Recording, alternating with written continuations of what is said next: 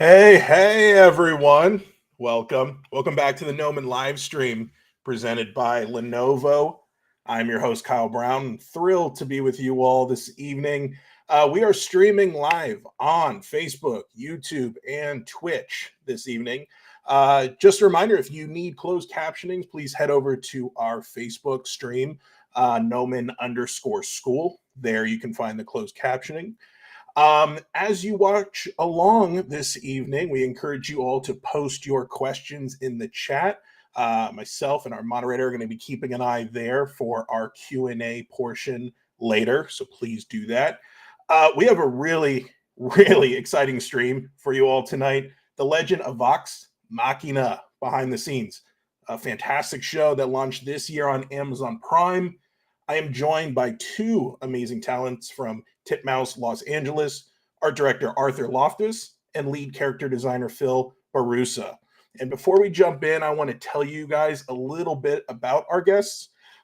First up, Arthur Loftus, art director. Arthur Loftus is an art director at Titmouse Los Angeles, currently working on the record-breaking Kickstarter success, The Legend of Vox Machina. As a Critical Role fan, aka Critter, he works closely with the creative executives to forge an animated adaptation which honors the source material and introduces new viewers to the story.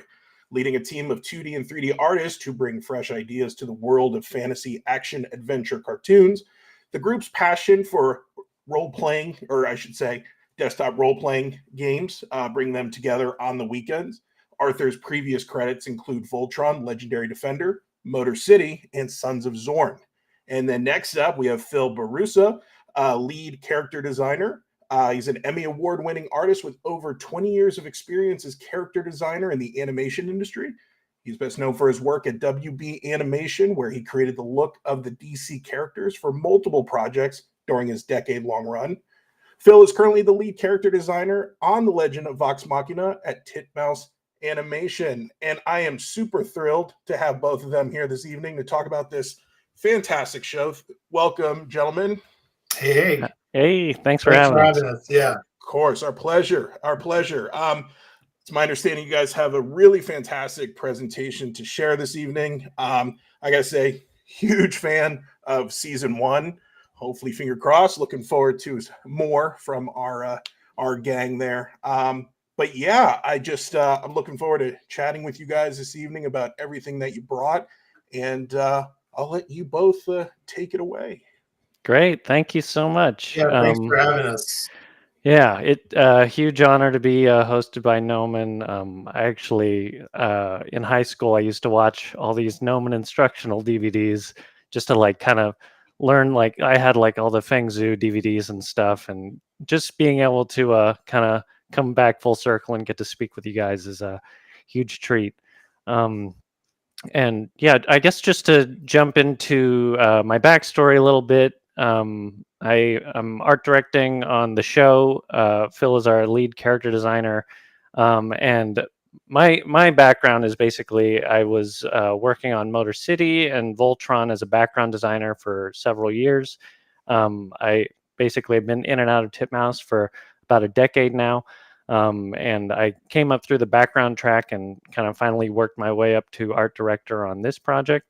And it's actually kind of a huge thrill to get to work with the same people that I came up with at Titmouse through all those projects throughout the years, and get to bring them all back together to work with Phil and Sunjin and make something so cool on this this project that I have a lot of passion for.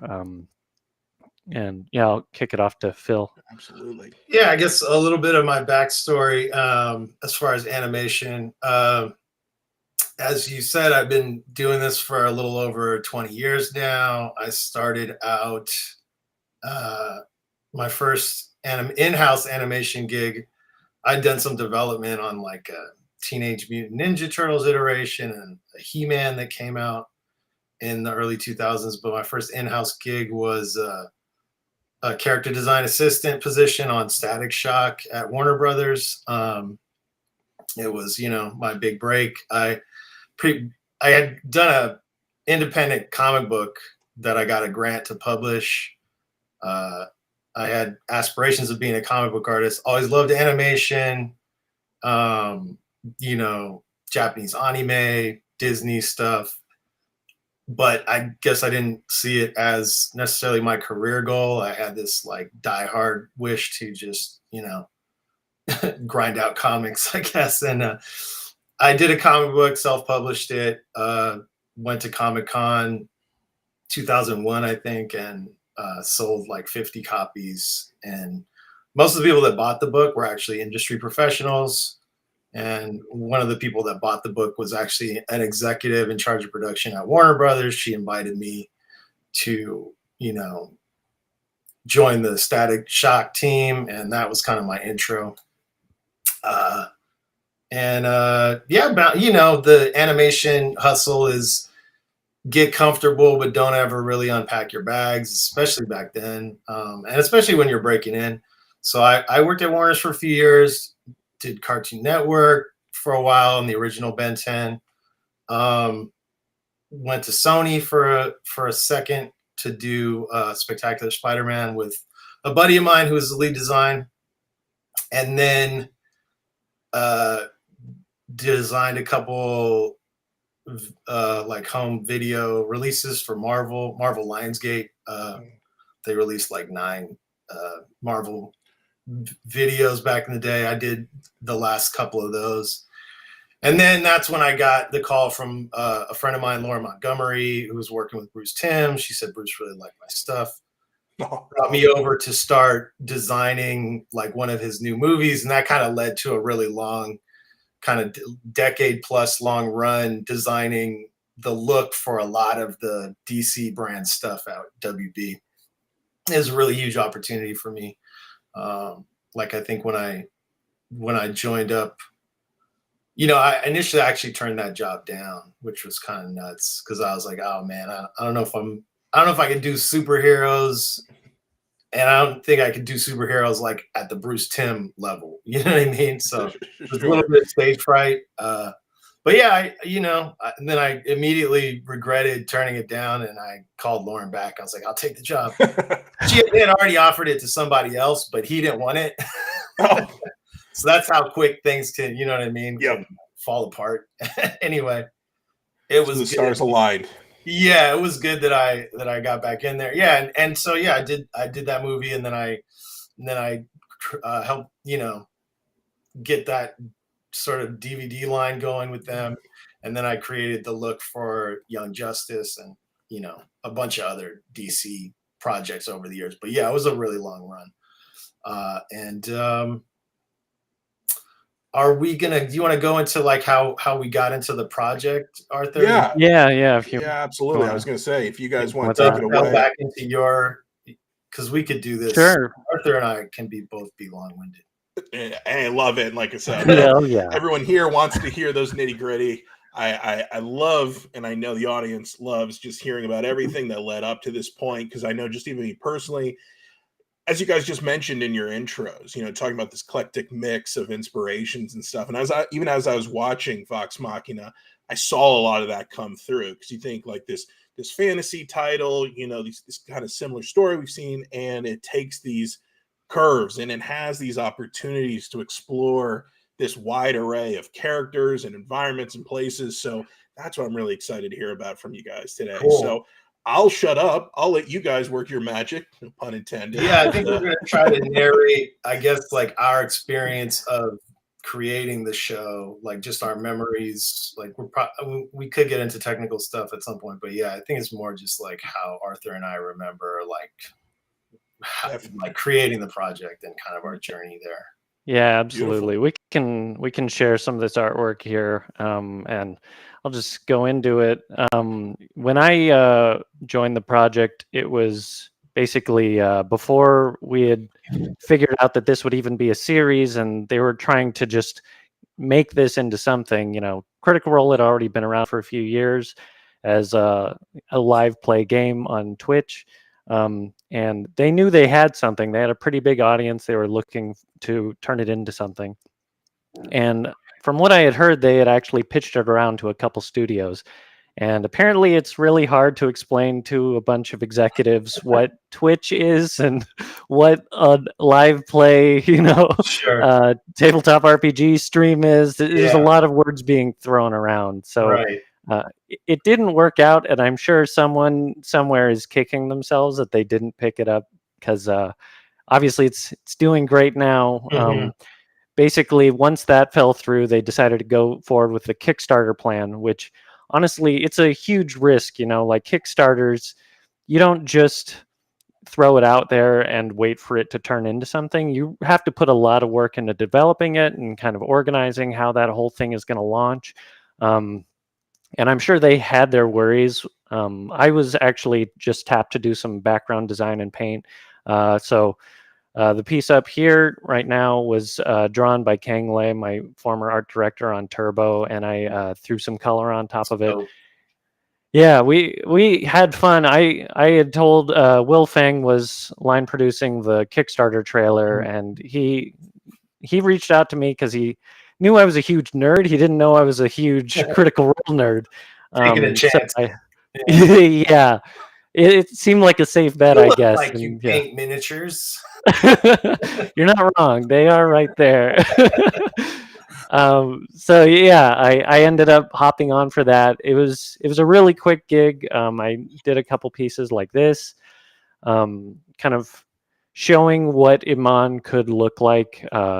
Wasn't a ton of direction because it was very fast paced. We were just trying to kick something out. And Sunjin was actually directing that, so that's why we all ended up working together on the big one. And yeah, honestly, it was a blast, but it was very fast paced. I wasn't even working at Titmouse at the time. This was just freelance. And they kind of just let me do whatever I want because we knew we had to get it done. Right. This was just proof of concept art for the short, basically the trailer that was made. Exactly. Right. Yeah. And Yeah. that's what, and I mean, that was like part of the Kickstarter package, but essentially this was funded by just the fans that adore the IP and the creators. Yeah, I think everyone, including the Critical Role guys, kind of underestimated how excited the fans would be about the idea. And it makes perfect sense, right? They're professional voice actors playing these characters. Yeah. I mean, you want to see them animated because you already know they can do the job, and Totally. And you're invested in the story. I mean, as I was, and I know a ton of people in the chat who are saying bidet were invested. So yeah, it was a huge thrill, and I didn't expect anything out of it beyond that. But I was at work at my other job, watching the Kickstarter numbers just go live, and that was a crazy day for everyone. For the fans, because you backed the Kickstarter too, right? I did, yeah. I just went in for a little bit. I said, "Oh, what the heck? I'll grab a poster or something. Yeah. $50 will help this thing along." I didn't know that I'd have to paint the poster. You inceptioned your own future. Yeah. Yeah. Yeah, I paid it forward to myself somehow. Right. Yeah. Very self-serving. Yes, yeah. Somehow I knew. That was your angle. You're like, at this Kickstarter, it's gonna become a thing. They're gonna hire me to art direct. It's gotta happen. Yeah.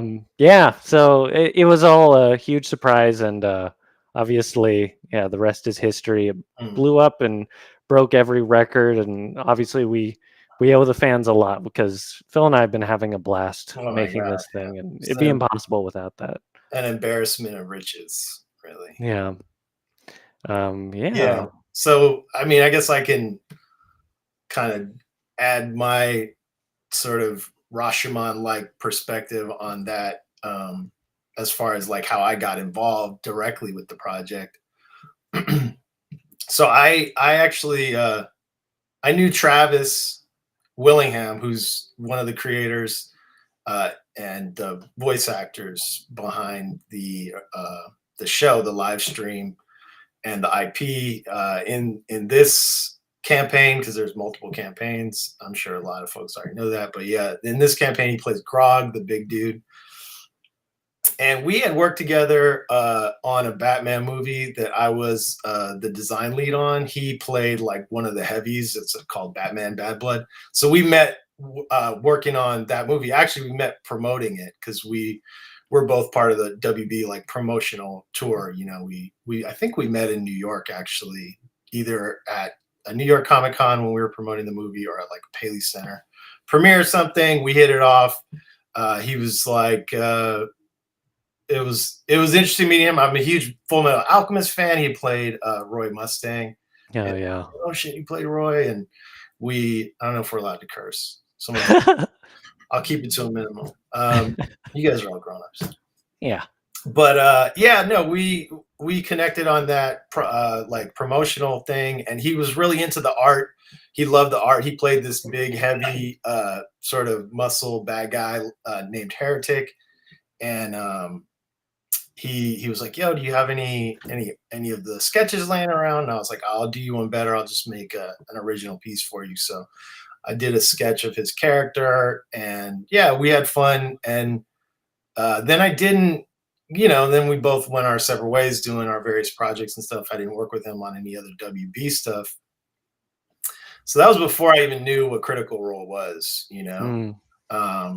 and I just knew him through the voice acting he'd done and the video games. Like, I'm a gamer, so I play games like, oh, it's Travis, and his wife is in every video. They're just, they're all incredibly prolific actors. So it was. I can't play anything without hearing their voice. You can't really, but they're fantastic. And so, yeah, we didn't see each other for a while, and then I was taking an early flight out of LAX to go to New York Comic Con in 2018. And I get on the flight. It was like 6 a.m. because I'm always like, yo, I gotta just, I always have to take the early flights, just in my nature. And I want to get there and like get settled and stuff. Get on the plane, sit down, whatever. And then my wife, she goes, isn't that your friend Travis? And I look over, and Travis and Laura Bailey, his wife, who plays one of the co-creators who plays Vex, and their young son, probably was his like first flight. I look over, and they're just sitting right next to me in the like across the aisle. And I was like, yo, and we hadn't seen each other in like 3 years or whatever. I think it had been, 2 or 3 years. So we spent and at that point I knew what Critical Role was, because a lot of the young artists on the productions I was, art directing at that time at Warner Brothers were like huge Critical Role fans, right? And yeah, they turned me on to it, and I was like, because I would hear them laughing. And one of the board artists, our young revisionist board artist, Allison Smith, she was like a huge fan, and I would just hear her laughing. I'd be in the ink and paint room, like going over models with our ink and paint team, and I'd hear her cracking up, and I'm like, I'm always cracking wise, but I'm not that funny. So, so I looked over the cube, and she's like watching Critical Role, and I was like, oh, I know that dude, and she was like, you have to watch this. So I checked out a few of those episodes. So I knew what it was. Nice. It was totally entertaining and stuff. And I dug what they were doing. So that's what we started talking about. I was like, what are you doing with that IP, And because I was like, surely you guys are going to make that a cartoon. Mm-hmm. Yeah, he was like, yeah, we're shopping it around now. And he told me some of the, they had shopped it to all the big, streaming places, and they weren't having the kind of luck. Like, we both were kind of like, wow. Because I was like, wow, this is so perfect for animation. You guys have the pedigree of being these accomplished actors. So, it just seems like a no-brainer, like you were saying. Yeah. And so we rapped about that on the plane, and then I expressed how much I dug it. I just dig the whole thing. Going way back, I loved, fantasy and fantasy RPG stuff, huge geek for all that stuff. So we talked about that a lot, and just kind of made plans to hang out in New York, because my thinking was like, oh, I'll introduce you to some of my, friends who are like, at a certain level in the game. Like, I have, I was going to hook up with friends of mine who are like producers and directors on like Voltron and Legend of Korra and stuff. And I knew that was kind of a vibe that Travis had expressed that they like really dug that material. So I was like, let's hang out in New York. Anyway, long story short, we hung out. You know, it was great. Just kind of connecting on this geek fantasy stuff. This is before their Kickstarter, and just talked about like, you know, how to get a show sold as if there's like a booklet. It really doesn't. Right. You know what I mean? It's not. Give It's me the formula. there is no formula. It's solely organic. Everything is different. And yeah, they, you know, the places they had shopped it around were not interested for whatever reason at that time. They probably thought they had another fantasy thing that was maybe, you know, sometimes they think, oh, this is going to compete with our other thing. Anyway, then at the time we did talk about me doing a pass, but it was just very much like, oh yeah, I'd love to do that. And was, you know, something that we were looking forward to eventually getting into, me taking a crack at the look of the characters. But they were so early in the sort of nascent stages of getting their legs under them that it wasn't like urgent. And then I think after that, then that's when the Kickstarter took off. Right. And then I started talking to Travis again once I was like, wow, your Kickstarter's blowing up. And I remember being like, damn, congratulations. And yeah, my intent was actually originally just to like hook them up with some of my friends who I thought would crush on it, you know? But yeah, just sort of all came full circle. And once the Kickstarter was like, you know, blew up, and then they had kind of gotten a deal with Titmouse. Titmouse was going to produce. And then at that point, Travis was like, hey, man, would love to see your take. And I was like, oh, man, I thought you'd never ask, because I was dying to draw this stuff, you know? Yeah. The timing wasn't right before I was crazy busy, and they were still shopping around. So, yeah, so I did a pass at the characters. Again, only having sort of a cursory surface level understanding of the world. I had seen maybe 5 episodes, 6 of this, which is a lot of hours. I mean, it's already an investment, but I don't think I had like, you know, you're not going to get into like the nuance of Percy's character depending on what part of the arc you're watching, right? Right. You know, you're not going to know. So I took a very like, you know, my surface level interpretation of what they were doing. And while, you know, I was really excited. I really did. Like I said, I dig the material. It's super fun, and I liked what they were doing. So when I turned it in, I was, you know, it was kind of like that thing of like, well, the details weren't right necessarily, but they really loved the like aesthetic and the like style, you know. Mm-hmm. And it was I think they immediately felt like this is a kind of could be the look, you know. Yeah. It seems like they were really kind of circling that kind of look, and it was just like, well, here's the guy who does that. Yeah, and it was just interesting timing too, because this is like June, this is like summer 2019, so the Kickstarter had already succeeded. You were either just about to be on board, or you had just gotten on board, kind of thing. Mm-hmm. Sungjin was attached, and that's when Travis was like, I still want you to take a pass. And I was like, okay, cool, I'm gonna do it. And yeah, so then it was like just figuring out, like, I think at that point, for the timing for me was like, I had my contract was about to expire at WB, and I was like talking to them about producing some stuff that didn't feel like it was really they didn't feel like there was a whole lot of motivation to actually produce the kind of stuff that I wanted to make there. So the contract was coming to its natural sort of end, and that's when I kind of got the job offer to come be the lead character designer on Critical Role on Legend of Vox Machina. And I was excited. It was just like, I'd been at Warner's, I think 11 years consecutively at that point.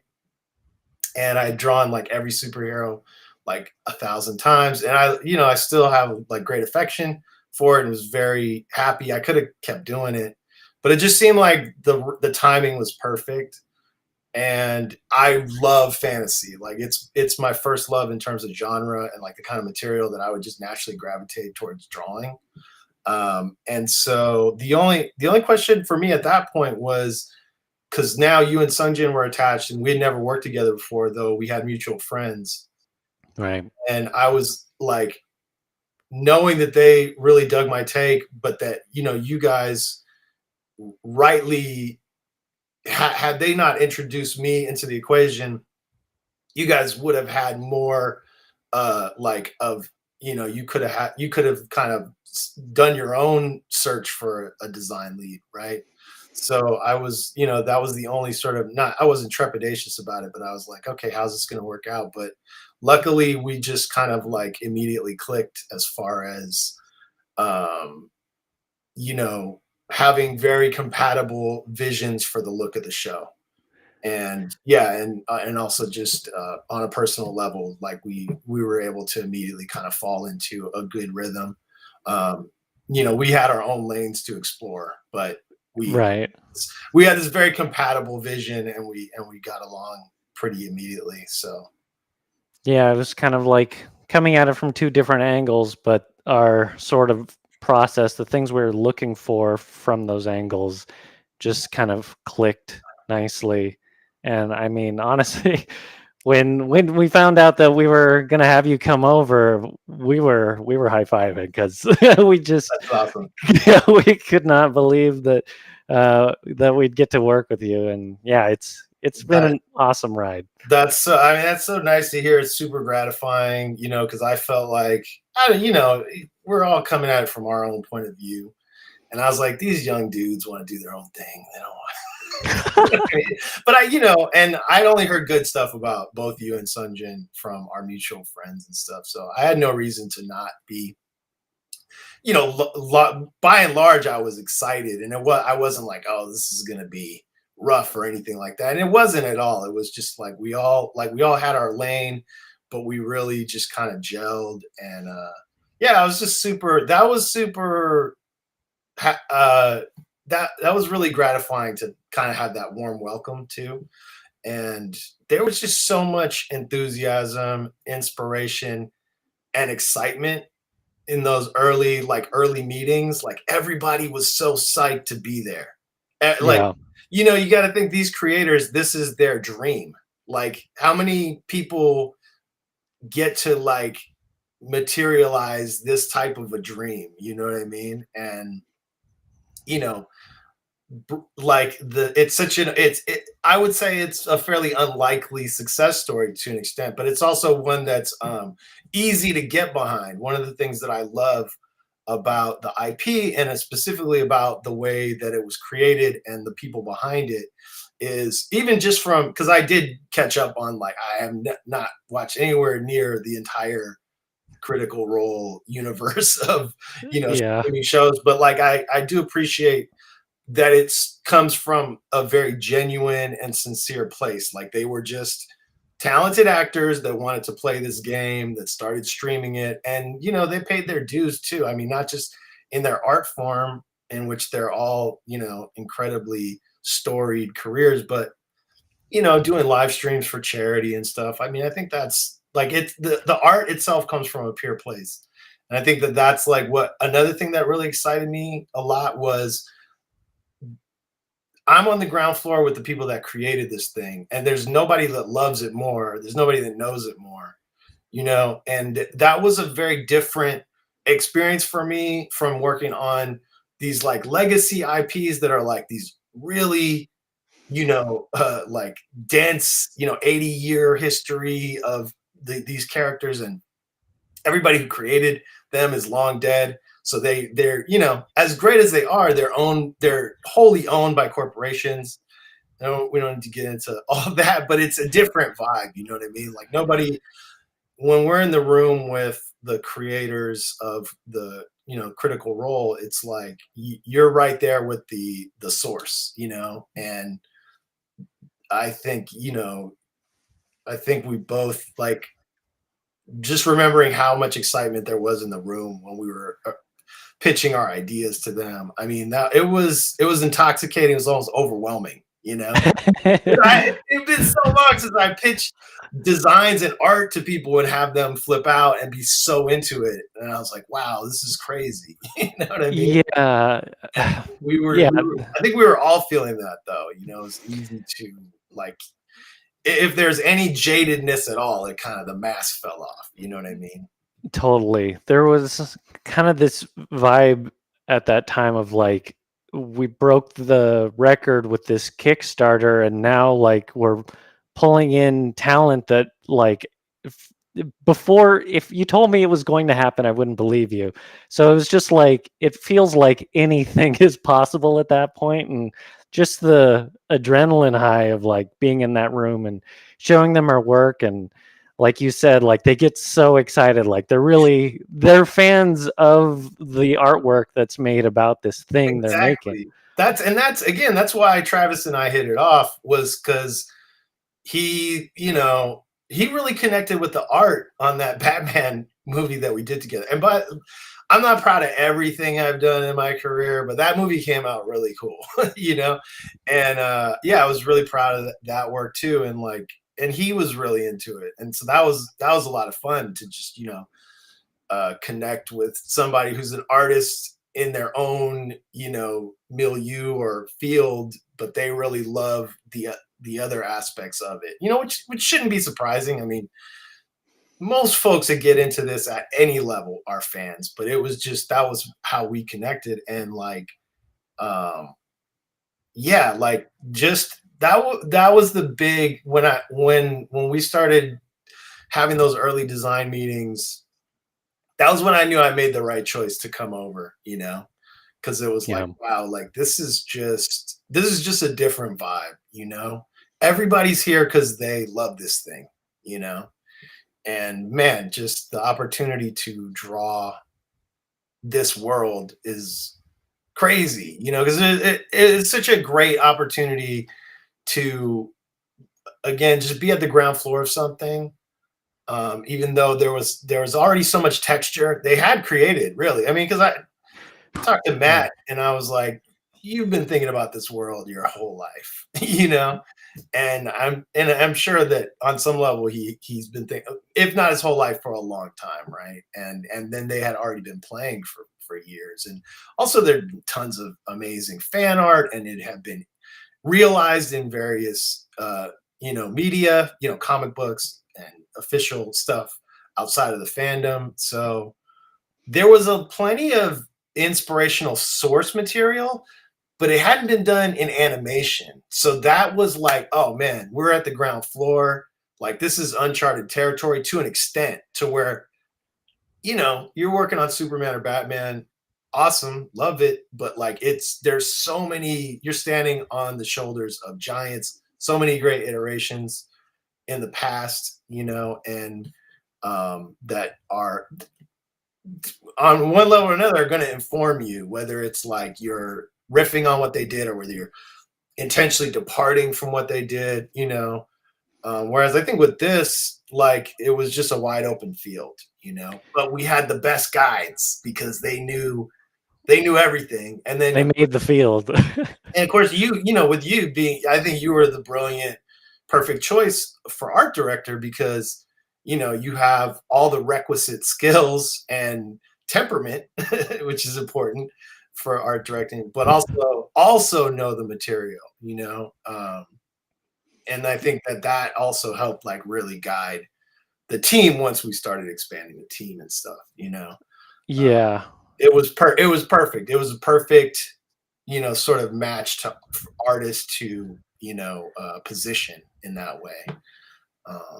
Yeah, that's an interesting point. Yeah, because there's so much lore. I mean, Matt just built and built and built, and I mean, they all did collectively, but Totally. Matt's kind of the encyclopedia. And so, like, it would be tough to walk into this without knowing that world that he's sort of spreading out. There's so much to it. But like you said, getting to work directly with them, I can't compare it to any other show I've worked on, just because they know it inside and out, and they've literally role played those characters for so many years that they know exactly what each character would do at any given moment. So it's almost like you're talking to the character in a way. Mm-hmm. And it's almost never, that is almost never a handicap. You know, I say almost because there is a way to be too close to material, especially in an adaptation. Yeah.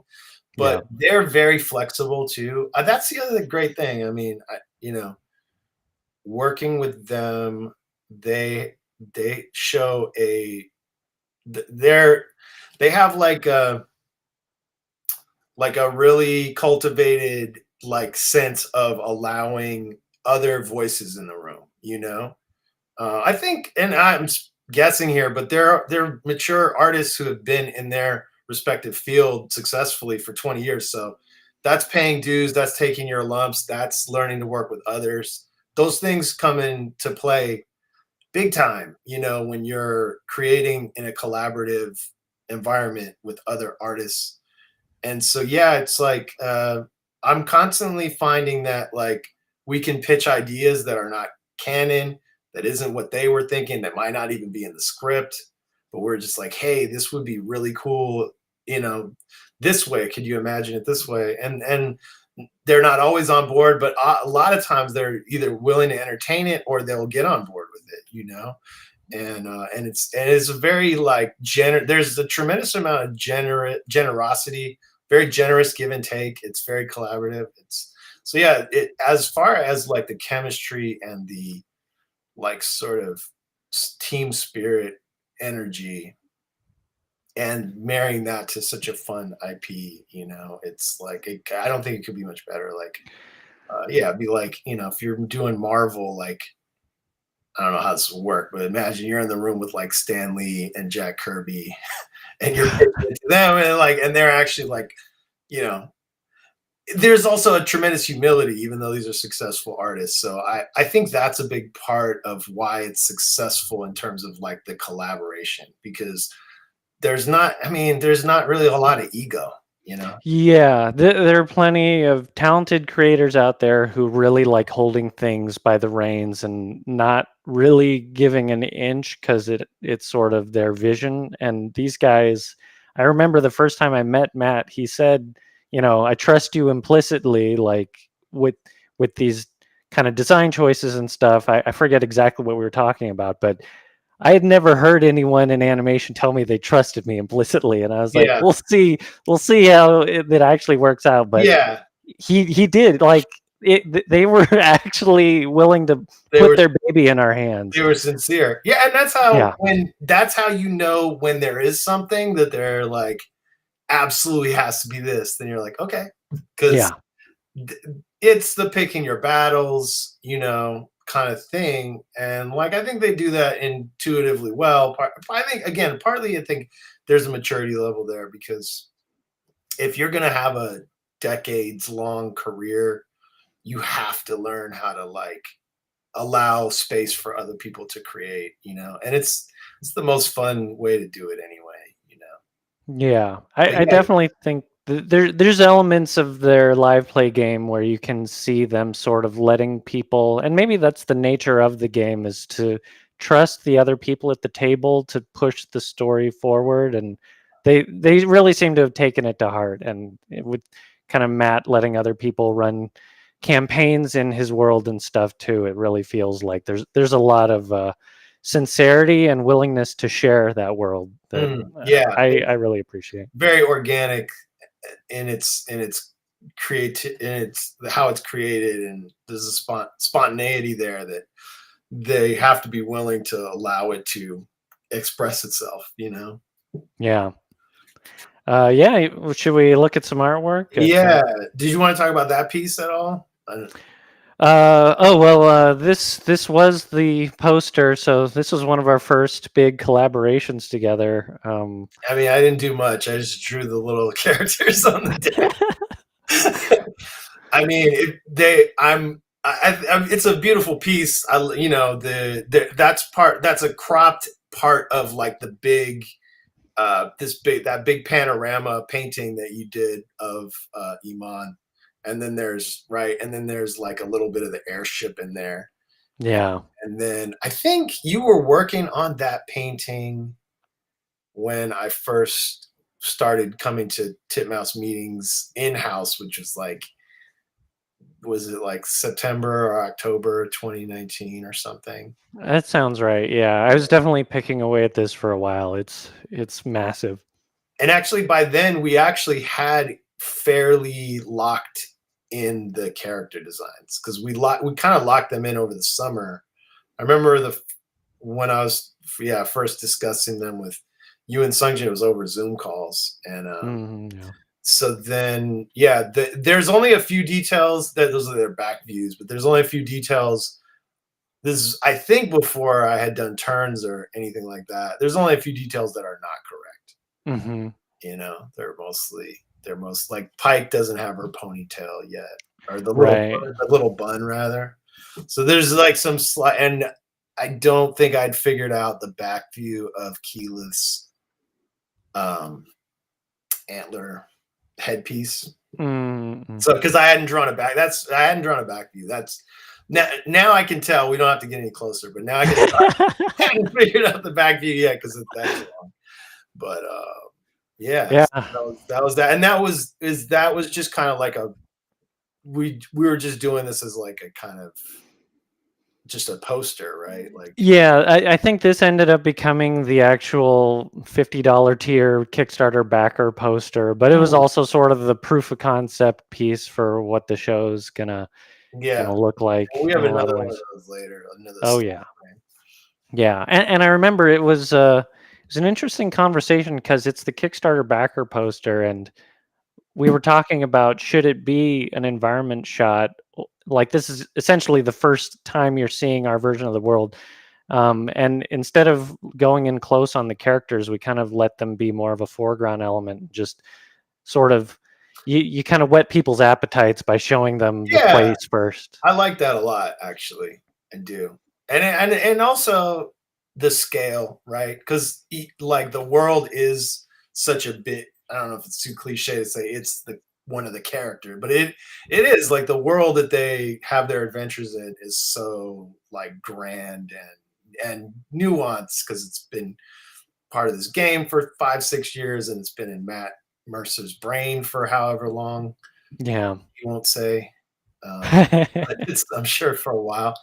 And I love that. I love that it's just like it's mostly like the world, and then we get it. And I've always loved, the small character against the daunting in the huge environment because it gives it scope, and there's something epic about that, like sort of a shot. Yeah, In yeah, terms that of the like scale of the adventure and all that stuff. exactly. Yeah, just like look at all this that you have to explore, and we're sort of meeting them for the first time, so they're just beginning to sort of realize how important they are. Yeah, I love the tone of it. Absolutely. Yeah, it's beautiful. Cool. Yeah, let's check out some character sheets. Cool. Yeah. Let me see. Okay, yeah. So the big guy, he was the first character I sat down to draw. This is Grog. I've always loved drawing big Hulk type of characters, especially when they're part of a team or an ensemble. They're really fun to juxtapose against smaller or more agile characters to create like a diverse range of silhouettes, compositional opportunities, for like team shots and stuff. So yeah, I felt great enthusiasm for the characters. This was the first character I sat down to draw. So I think knowing Travis personally, the little bit of live stream I had watched, I found the character hilarious. And that kind of it was these are actually like more like style guide drawings. So this was the one on the right is more like that was a very early action pose that I had done as sort of like our initial early meetings to kind of get the vibe, get the feeling of the character. And yeah. But these are actually like, this is actually after we figured out what he looks like. This is my initial take was, there it is. Yeah.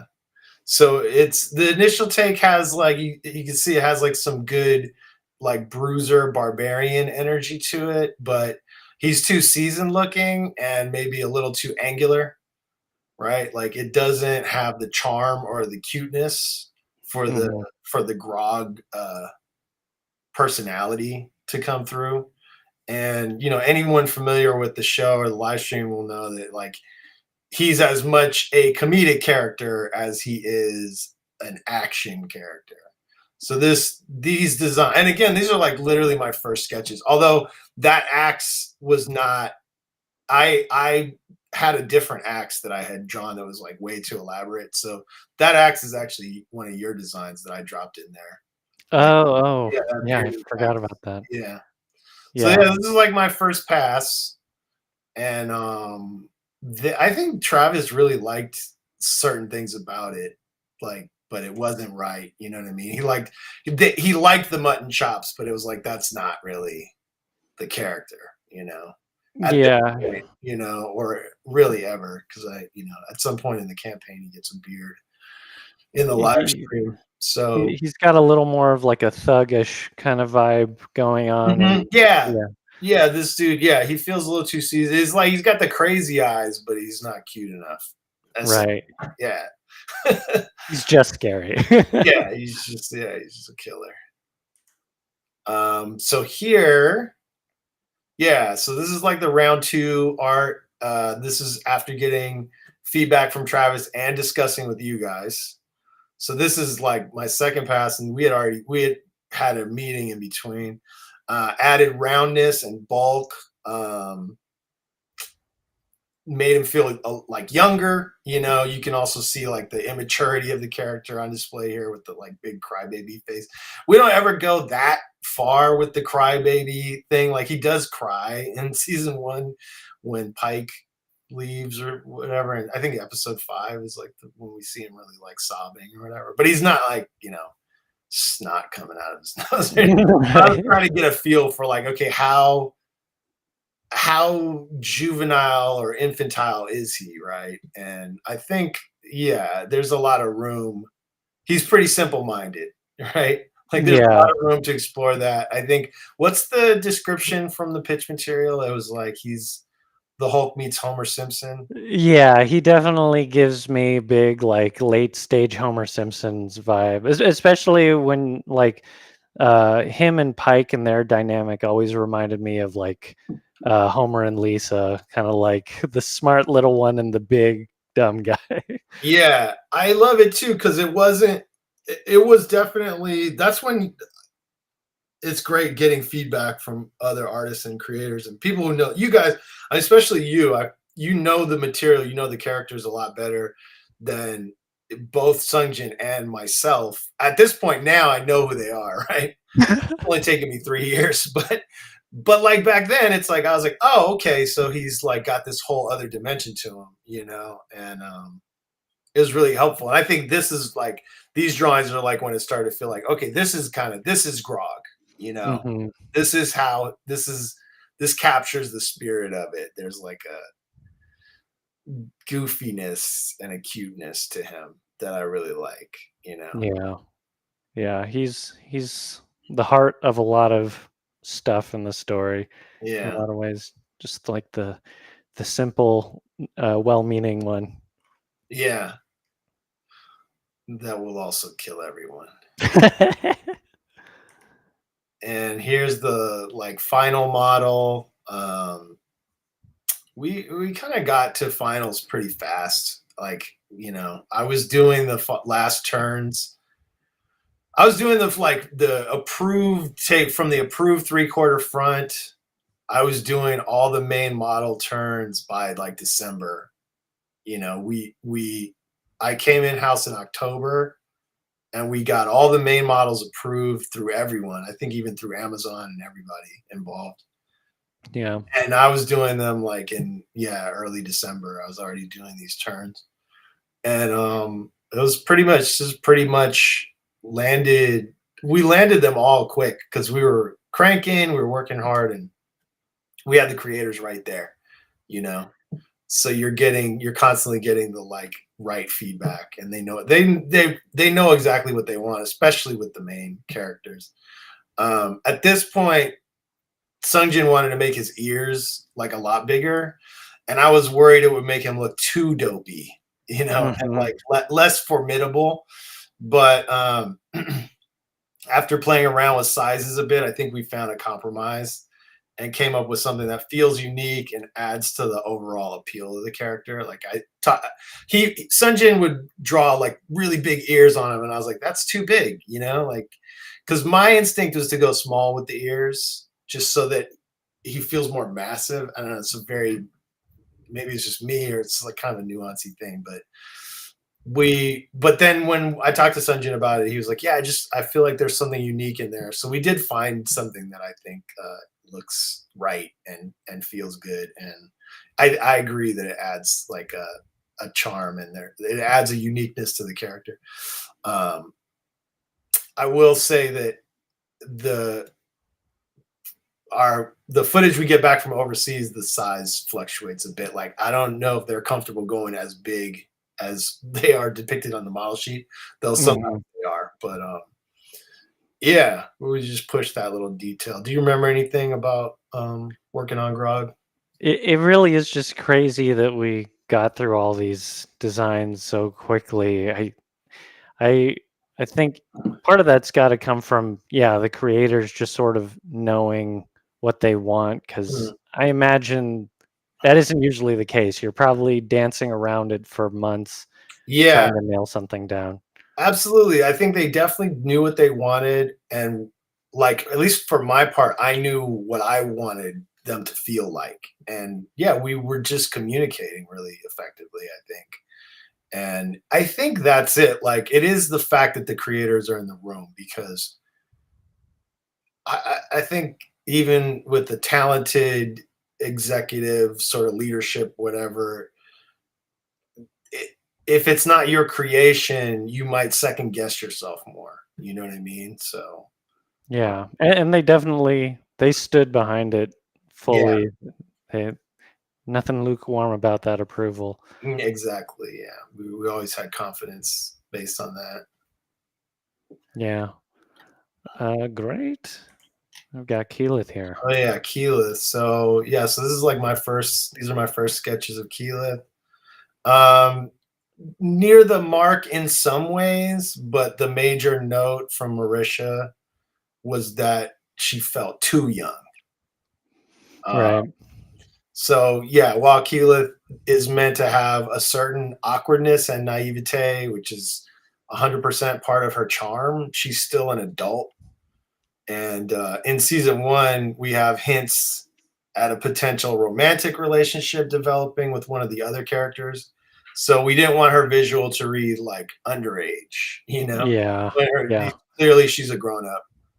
And I think that was the main note. Like, there's some details here that got stripped away, or just like, again, like so much of, well, I definitely looked at a lot of like the iterations in other media and the fan community stuff. So I mean, the characters, while they haven't been iterated on as much as like a Marvel or DC thing, there's plenty of source material to pull from. Yeah, there's like their whole cosplay trailer intro thing that they did like way back in the day, and then so many kinds of iterations of fan art and comic book stuff. And I think we took a look at it, but we were looking for ways. I mean, we had kind of been through a few passes just on the Kickstarter trailer, and then we ended up keeping some details, but losing a lot of stuff to try to keep it friendly for animation. That's probably the hardest part, because fan artists aren't necessarily thinking about economizing for animation. Right. Yeah, like that's a major kind of goal of mine, to find the economy. I mean, and it's a it's an ongoing pursuit because it doesn't always it can be very challenging. So yeah, like so that was the first pass. Yeah. I think for this one, this is like right to final. We lengthened her proportions a bit, straightened her hair to make her feel longer overall. Like, well, the silhouette was like a little bigger. Right. We kind of like narrowed it. Everything was to lengthen her proportions. And I think we made the size of her eyes a little bit smaller. Yeah, man, that was like it was almost like It was, pixel adjustments, but it really, yeah, it made a huge difference. yeah, totally. And back in the day, we would do that on a photocopier. Thank God for Photoshop. Yeah. Yeah. If you remember the days of the photocopier, the Post-it note, the whiteout, multiple copies, and all that stuff. So no, it wasn't that hard. It was adjusting the eyes a little bit. But yeah, this is basically the final model. It was like literally, I think the second pass. And yeah, we're pitching it to Marisha, and I think she was really happy. And this character, I absolutely adore this character. Yeah. She's just like super charming, incredibly relatable, and she brings this welcome sort of tenderness to the group of these hardened individuals, or they're all more seasoned than she is. They're all tougher than she is, and she's kind of finding her voice and her confidence, and I think that's extremely relatable. Yeah, I think I see that more than anything else from people commenting on the show saying that like they didn't understand Keyleth as a character that Marisha was playing, and in the context of the show, now she's their favorite character. They That's completely awesome. get it. Yeah, I think that's a huge success on everyone's part, including Marisha's. That Oh my God, yeah. I think the character is so great in season one. She really, and you need that character. You need that character that it has that relatable vulnerability. Yeah, Who can't relate to being, everything is kind of new and everything's fairly intimidating and everybody's more experienced than you, and I think we've all been there. And I mean, yeah, you have to be there at some point.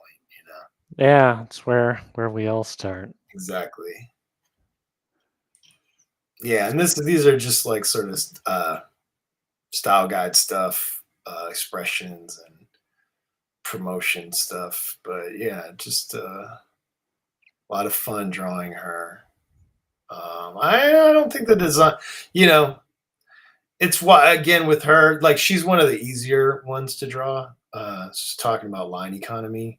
Mhm.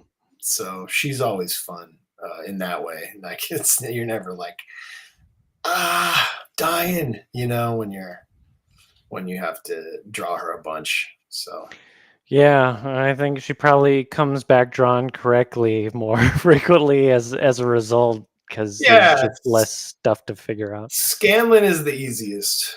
I mean, as far as line mileage. So Hmm. and then because there's nothing on Scanlan that's hard to draw.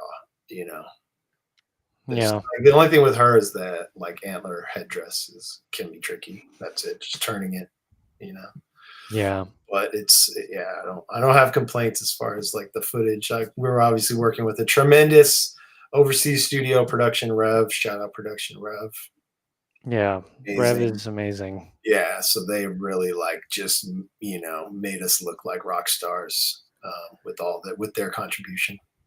That was another thing that happened early on in it was like just good news after good news, knowing that you'd be on the project and then finding out that we were going to get Rev. It was like, oh my God, like this is Yeah, really going to be something. strength to strength. It's that I always feel like, for my part, I'm constantly trying because I've worked so much with the Korean like animation studios doing action adventure stuff that like I'm constantly trying to find a language find the right way to work within the limitations of that pipeline and find a design language that translates easily from artist to artist. Of course we talk to them.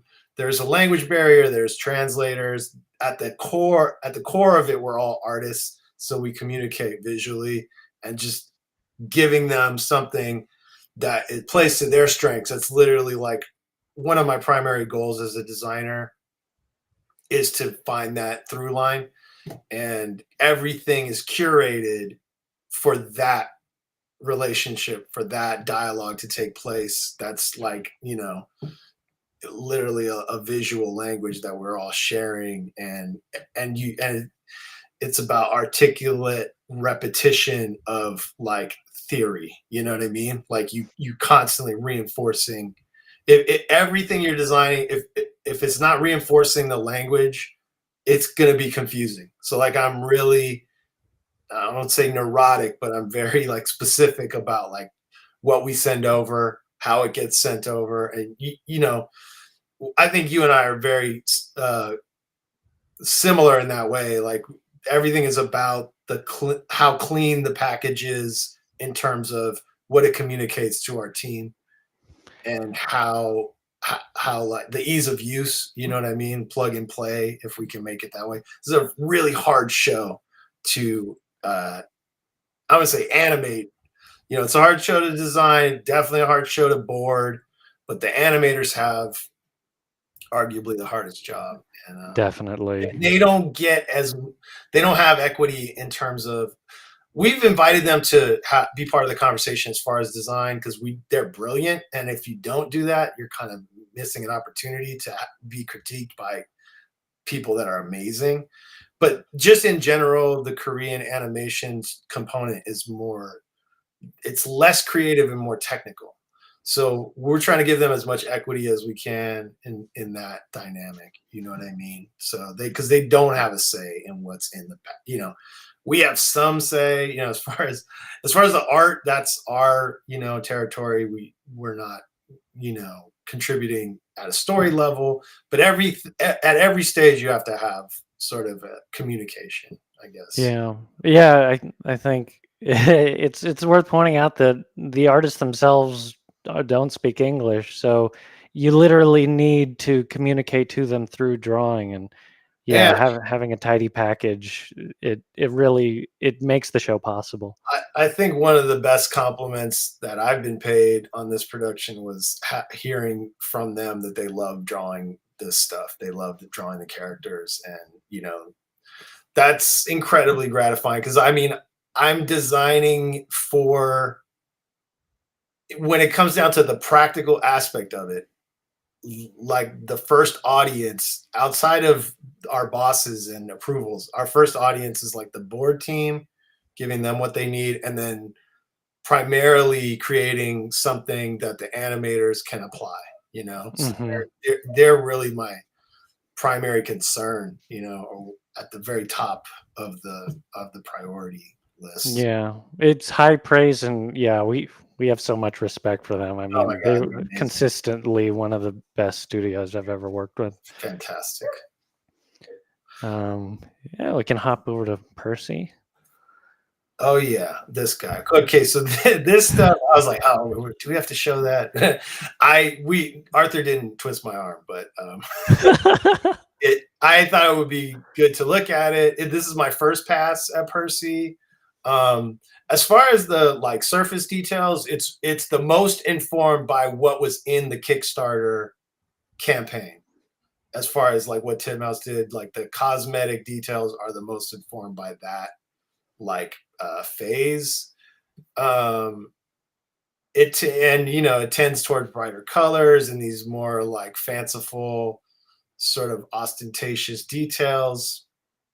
In this pass, he's kind of like a bit more of he feels like a bit more of like a high society dandy rather than this sort of brooding vessel of revenge, which is essentially what he is in season 1. And these drawings also convey my initial like complete ignorance as far as like the character. You know, it could go too hard, but he's like a shade too old and too happy, you know, and that's more than just that it was informed by the Kickstarter. I think the attitude is wrong for Percy, but again, it's coming from like I didn't know who this character was, you know. Yeah, it's very similar to a lot of the pre-existing fan art and Talison's like original cosplay of him with the little like he had glasses with like little extra Oh yeah, lenses on the side and stuff. yeah, he had those little, yeah, those were a little extra. I was already editing. Yeah, and again, it was just you know, not knowing who he was, like that. Neither one of these guys is Percy, which is cool though. It's good to like. That's why it's a good reference because it's like he just shouldn't be that happy or kind of dopey looking on the right there. But Yeah, we can go to the real deal. Also, yeah, with that previous pass, you know, just the detail level would have had to be. If we would have proceeded with that, the detail, like especially that chain was crazy. It was a crazy chain. Right. But yeah, so after discussing with you and Sungjin, so we arrive at this more subtle approach, more somber colors to better reflect his disposition and fit his narrative arc for the season. So yeah, it was really it was like a round 2 kind of thing. It was like this is not the first one, although the other ones were closer, I think, to what they needed to be.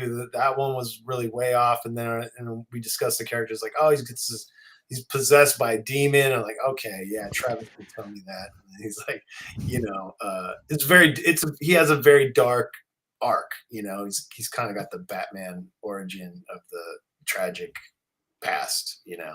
Yeah, I was saying the other day that the original pass feels almost like a character Sam might play, where he's a little more ostentatious, like big personality. Yeah, totally. Yeah, and Taliesin has created this really like sort of complex and like dark character. And that's partly why, having only watched a little bit of the stream before I drew these guys, I watched like 5 episodes. That's a lot. Like I said, it's a lot of hours, but we hadn't gotten to any of the kind of nuance. You know, they were like shopping for weapons. You know what I mean? Like I didn't do a lot of that. Yeah, I didn't get to see any of those like brutal lines that he had and like the smoke stuff. So yeah, but then yeah, we talked about it, and then it was like a round 2 kind of thing we got here, and like I was cleaning this dude up by like December, you know. Yeah, time flies. Yeah, but it was like in such a short window. It was like October to December. We're like locked down all the mains. Yeah, I really like where he landed because you can still tell he's like posh. He comes from wealth as opposed to everyone else in the party, but he's more slick, definitely more streamlined than the original one. And yeah, for sure. And like there's little things like that I could see tweaking or adding, but there's nothing here that prohibits us from doing that. Like I could see ways we could evolve his look, you know. But like I think this is a great season 1 look for him. Yeah. And this is again like style guide stuff. So the other thing I wanted to mention is like his anatomy and silhouette are very inspired by Lupin III and Spike Spiegel. Just in terms of the like litheness and the length of the limbs and like those kind of Lupin like big bubbly shoes, like the toe area. Yeah. And I love those characters. I think they both work well as inspiration for the agile gunslinger type, you know, the litheness of the figure, length of the limbs. With both Percy and Vax, it helps convey the dexterity class aspect of the character, which, you know, anytime I can kind of show you what the character's traits are with just the visual, I mean, we're always trying to do that, you know? Mm-hmm. And yeah, this is, again, that one on the left was both of these actually were like really early I sketched them very early on, and that one on the left I took all the way to final. It was kind of that proof of concept phase, really, and that might have actually been drawn complete before we even like finalized the turn. And I think it's ended up on like marketing materials and stuff. Right. Yeah. Yeah. I think I've seen a T-shirt with this one on it. I have that T-shirt.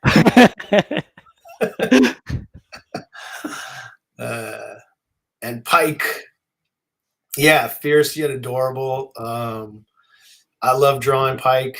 There's probably nothing more fun than drawing a small character vested with incredible strength and power. It's kind of the inverse of the Grog thing, similar to the bigger characters like Grog. Very small characters are great in an ensemble or team shot because they help establish a dynamic range of silhouettes and shapes. I think always thinking of that, especially these big group shows. I mean, we have 7 main characters, which is very, very hard. Usually you want to top out at 5. But so it's a challenge for our board team, and it's a challenge for the animators. But it's what's great about this group is that you do have a dynamic range. You have Scanlan and Pike, very small, and then you have your really big dude you can put in the back, and your real agile characters and stuff like that. So yeah, it's a lot of fun, man. I mean, there's nothing more fun than drawing Pike. Yeah, I think part of the success of them together as a group is how different their silhouettes are. Even though, you've got 2 skinny guys, but they really do work totally differently. And the same way you've got 2 gnomes, but they're kind of completely different design-wise. Totally. Yeah. My first Pike drawings here. So this is literally like my first sketches. I hadn't figured out how small gnomes were meant to be. So she's feeling like a bit long here, especially in that one on the right. But the vibe of the armor and the face is going in the right direction. So that face on the left, literally, it hasn't changed that much. It's, you know what I mean? Like that kind of ended up being her face. And then there's a lot going on in the armor that we kept. So yeah, that was the first sketches. And that mace is absurd. I kind of wish we kept that mace. Like, how anime are we going? Like, the only problem is it competes with Grog's axe at that point. For sure, yeah, totally. Anyway, this is the final. Obviously, she gets her pauldrons later, so this is like episode 1 through I don't know 5 or 7 or whatever. She comes back with the big pauldrons, which are fun, but can add a wrinkle to drawing her because like you have to cheat those pauldrons, so you're not always blocking her face or something. Yeah. But yeah, once we settle on, we have a diverse like sort of race, the different fantasy races, species, height chart. Once we figured that out, I think we figured it out with her, like how compact the gnomes would be. Because actually, I think the gnomes are the smallest. We have dwarves, gnomes, and halflings, which is like, that's a lot of small. And we really tried to figure out the distinction between them. I don't think it always comes across, but we put in the work to do it. So I think once we figured out the gnomes, and then she was kind of the proto gnome. Yeah. Her and Scanlan. The first of many. Yeah. So yeah. And then here we go with our first sketches of Scanlan. Not quite right.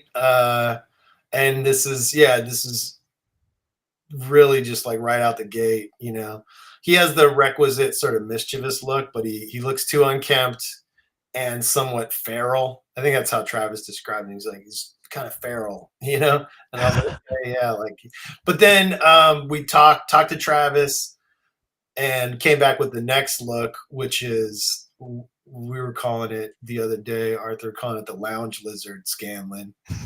And this isn't quite right either, because he should be more charismatic than this. Although there's a lot that ended up in the final. I mean, that pose on the left is basically part of the final. But yeah, he should be more charismatic scoundrel. Not quite Han Solo, but you know what I mean. He needs more charm than this.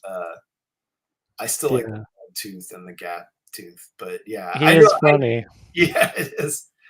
And you would never draw a loot like that for animation, but Oh my god, yeah. getting carried away. And then at that point, I knew they wanted chest hair. So this is like me trying to do like a simple chest hair because I had an aversion to doing it, though I think it suits the character. Yeah. And then there's our final. So yeah, this is like Scanlan was a couple passes. Yeah, the final version. Let me look at my notes. Yeah, we talked about it. Me, you, and I, and Sungjin. Where I think here we're conveying the like appropriate amount of hustler player type, without losing too much likability. He's got to be, he's a lead, and he projects this kind of like sleaziness, but there's more to him than that. Yeah, he's a little closer to Rob Lowe, a little less like just scumbag. Yeah, which I love that. And again, it's like that's why the conversation is so important, because just with a surface level understanding of the character, you're gonna go for like a big broad thing, like, oh, he's kind of a scumbag. I got you. You know what I mean? Mhm. There's so much more to him than that, right? And he has to convey more than that. The audience has to connect with him more than that. And yeah, and he's handsome. He's more handsome than the other versions. Yeah. And now having lived with the design and Sam's great performance, I really can't imagine him looking any different, at least at this point in the story. Yeah. Yeah, He's perfect. yeah, he's special. Vax, early drawings of Vax. I've said before, like, I feel like I've been drawing a version of this character for my whole life. I've always been into fantasy, RPG stuff, pen and paper, video games. And I'm sure I spent like countless hours as a kid drawing stealthy elves. So it just appeals to me as an archetype. So when I sat down to work on Vax, I felt like right at home. And yeah, it was like right out the gate. I had like an affinity for drawing. I think I've been saying that a lot, but it's probably because I just love the characters so much. Like He was pretty much done as soon as you showed us this. It was just taking things that we liked from the left and putting it yeah, on the right. yeah.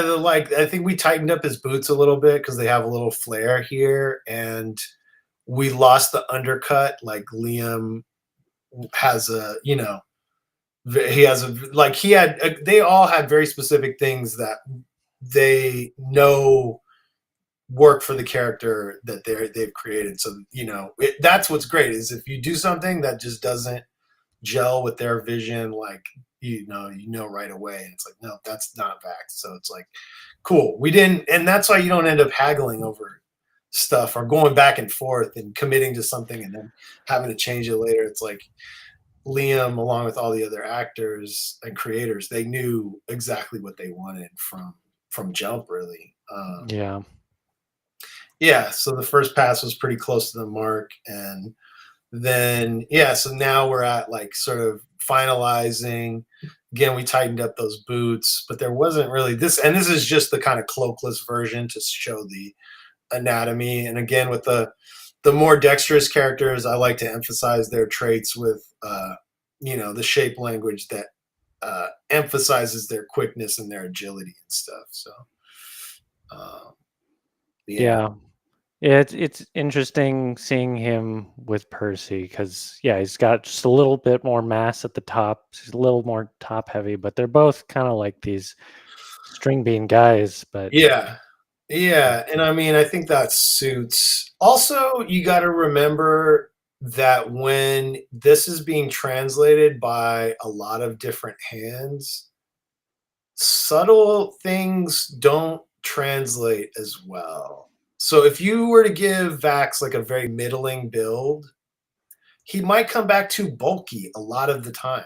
yeah, Right? So that's why in hand-drawn animation, at least in my experience in TV animation, without making things look crazy, you want to go as close to extremes as you can so that it's like clear what you're getting at, Depending on how much additional material you can provide, like we were able to provide a fair amount, even though the show's enormous. I was able to do like some character layout and stuff like that and communicate more nuanced stuff, but really you don't want to take half measures with silhouettes. You want to make it clear like this guy is very slender, you know, and Mm-hmm. you want to emphasize that so that it doesn't come out kind of like in the middle. Yeah. And there's the final with the cloak. Yeah, Vax is just super cool, man. I could probably draw this character for the rest of my life happily. I'm just a geek for. I'm a geek for elf rogues, I guess. Yeah, I think I saw someone in the chat asking which one's your favorite character. I can't pick. I mean, I like it depends like if it's like to draw or but I really adore all the characters because of their performances and yeah, and I love them as an ensemble. But yeah, it's impossible to pick. No. I see Ashley up there. Can't do it.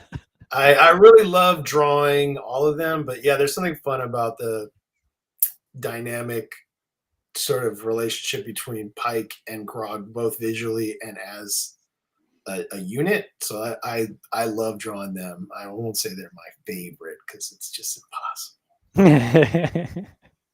But yeah. And there's Vex. Yeah, so for this pass, provided a few options, but it's literally my first drawing there on the left was fairly on the money per like Laura Bailey, who's the creator. I definitely referenced earlier illustrated sources, and I think even some of Laura's own cosplay to create this take, but she was happy with the initial pass, and we didn't really haggle over details. The other two, also, I think, like probably referencing some cosplay that I had seen that was really cool. It's hard to remember exactly what the sources were for the reference, but I like those too. But I think the one on the left that Laura picked is the right one. You know? Yeah. I do like the two on the right. It almost feels like some kind of like flashback or something to her having to be stealthier somehow. Yeah. There's always potential for outfit changes at some point, but it was. I think that this is as close to like a natural 20 as you can roll on a per the creator, who's the primary person at this point that I'm trying to get the blessing of. Like, so when Laura loved the first drawing, I was like, okay, that's a win. Yeah, nailed it. Doesn't get much better than that. So it's kind of perfect out of the gate. And yeah, there were little adjustments that we did, but nothing too major. So yeah, the one thing I'll say is like, along with Grog and Vax, I think Vex is one of our more detailed characters in the main cast. We did our best to reduce detail and be as economical with our line work as possible. Like we said, like the art of hand-drawn animation is the art of line economy, and in many ways, the genre itself, like the fantasy genre, adds a degree of challenge because medieval fantasy RPGs often feature highly detailed characters with unique armor and unique weapons, and the loot and accessories that a character finds or possesses define the character in some ways as much as their personality. So you have to find a way to include those details, and we try to do it as organically as possible, not overburden the design with excessive detail, all in the interest of protecting the animators and the board artists and creating a blueprint that's actually, achievable, right? Yeah, and Rev signed off on these, right? So they did. So we invited Rev early on to push back on anything that they were like, because I remember drawing her little waistcoat thing or whatever, and doing the 3 belts, and I was like, maybe it should just be 2 belts, you know? But Mhm. because I was starting to feel like not frustrated, but when I'm drawing it, I'm like, "Can she get by with 2?" You know? And it's like, is drawing that extra one and fitting it in the space. So we invited them to, you know, kind of push back, and the notes that they came back with were so like humble and minimal considering how good they are.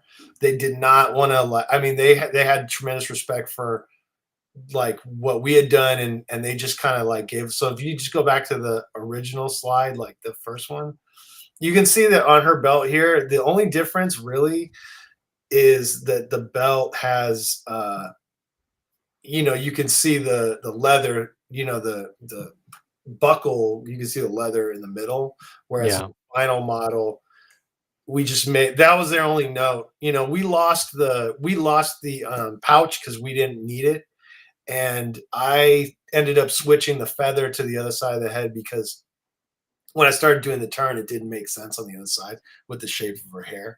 But the only note Rev gave us was for the belt buckle. So those are that's very uh that's like a perfect example of the types of notes that they gave us, the types of feedback. And it makes total sense because like you don't want to draw 2 squares there. You want to, or 2 rectangles rather. You want to draw just one, you know. Like Yeah, I imagine the thickness of that thing would change, all and the time.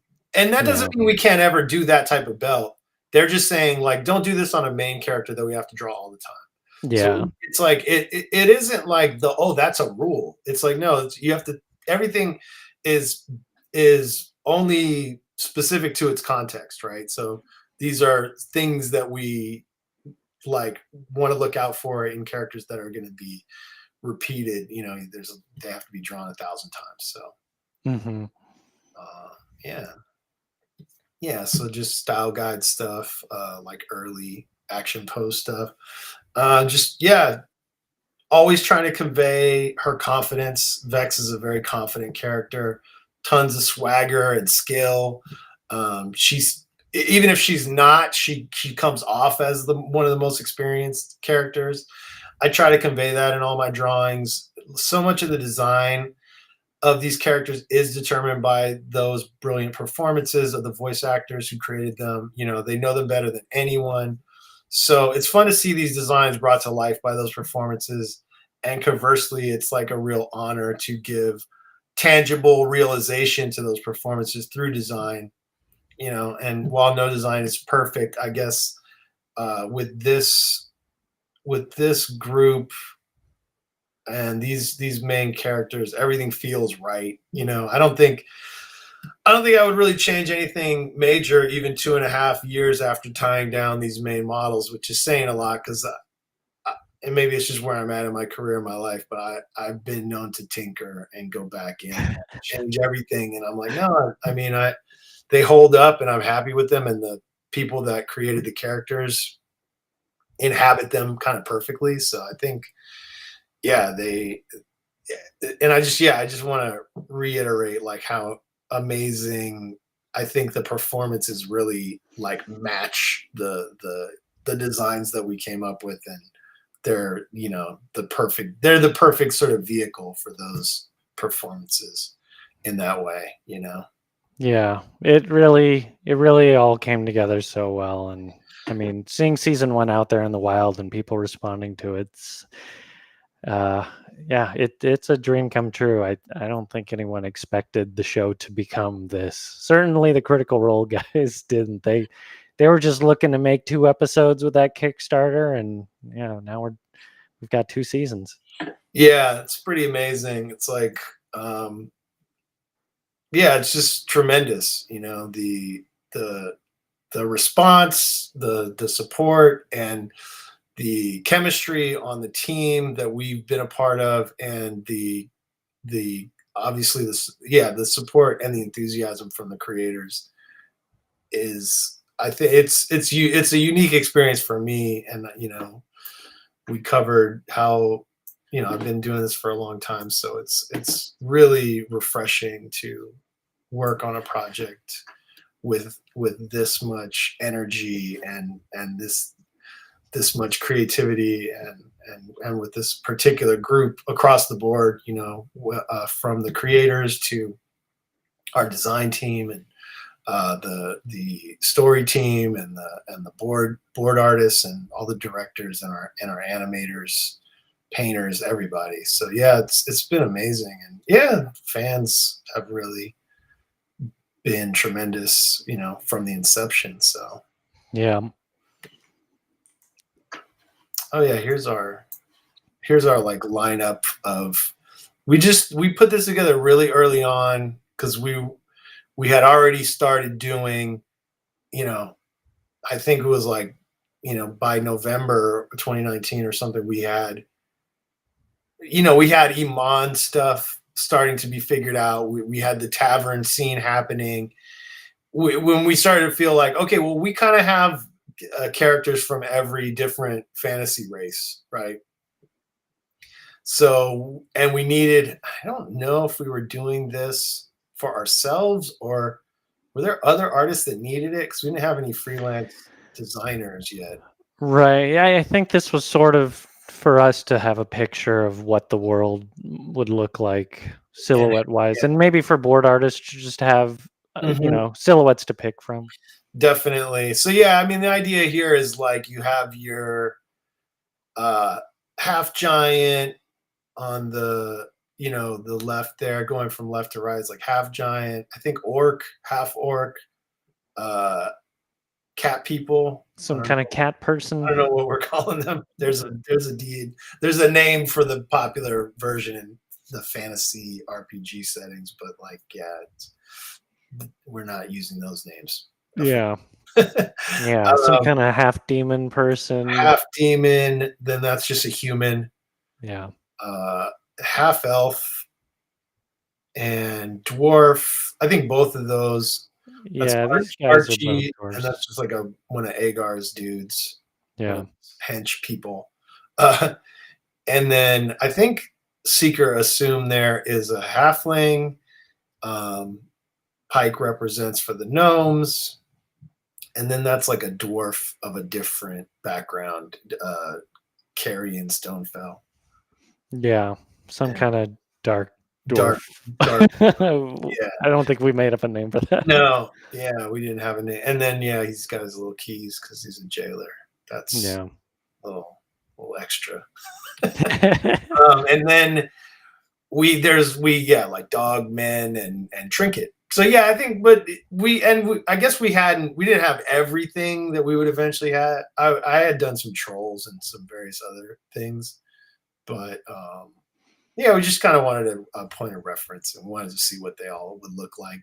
And the granular dial turn of between gnome and halfling and dwarf it's a little bit fuzzy. I don't know that it's always going to read, but like we wanted to at least see if we could make distinctions, and I think there are, Yeah, because Kima's a halfling, but she's kind of more stout. Like you could sort of put her in different camps, so it's definitely just different body types within each one. But for the board artist, it's so helpful. Yeah, I should say it's subtle in terms of like what you're going to get back from overseas, and also what a board artist is going to be able to competently keep track of, right? For sure.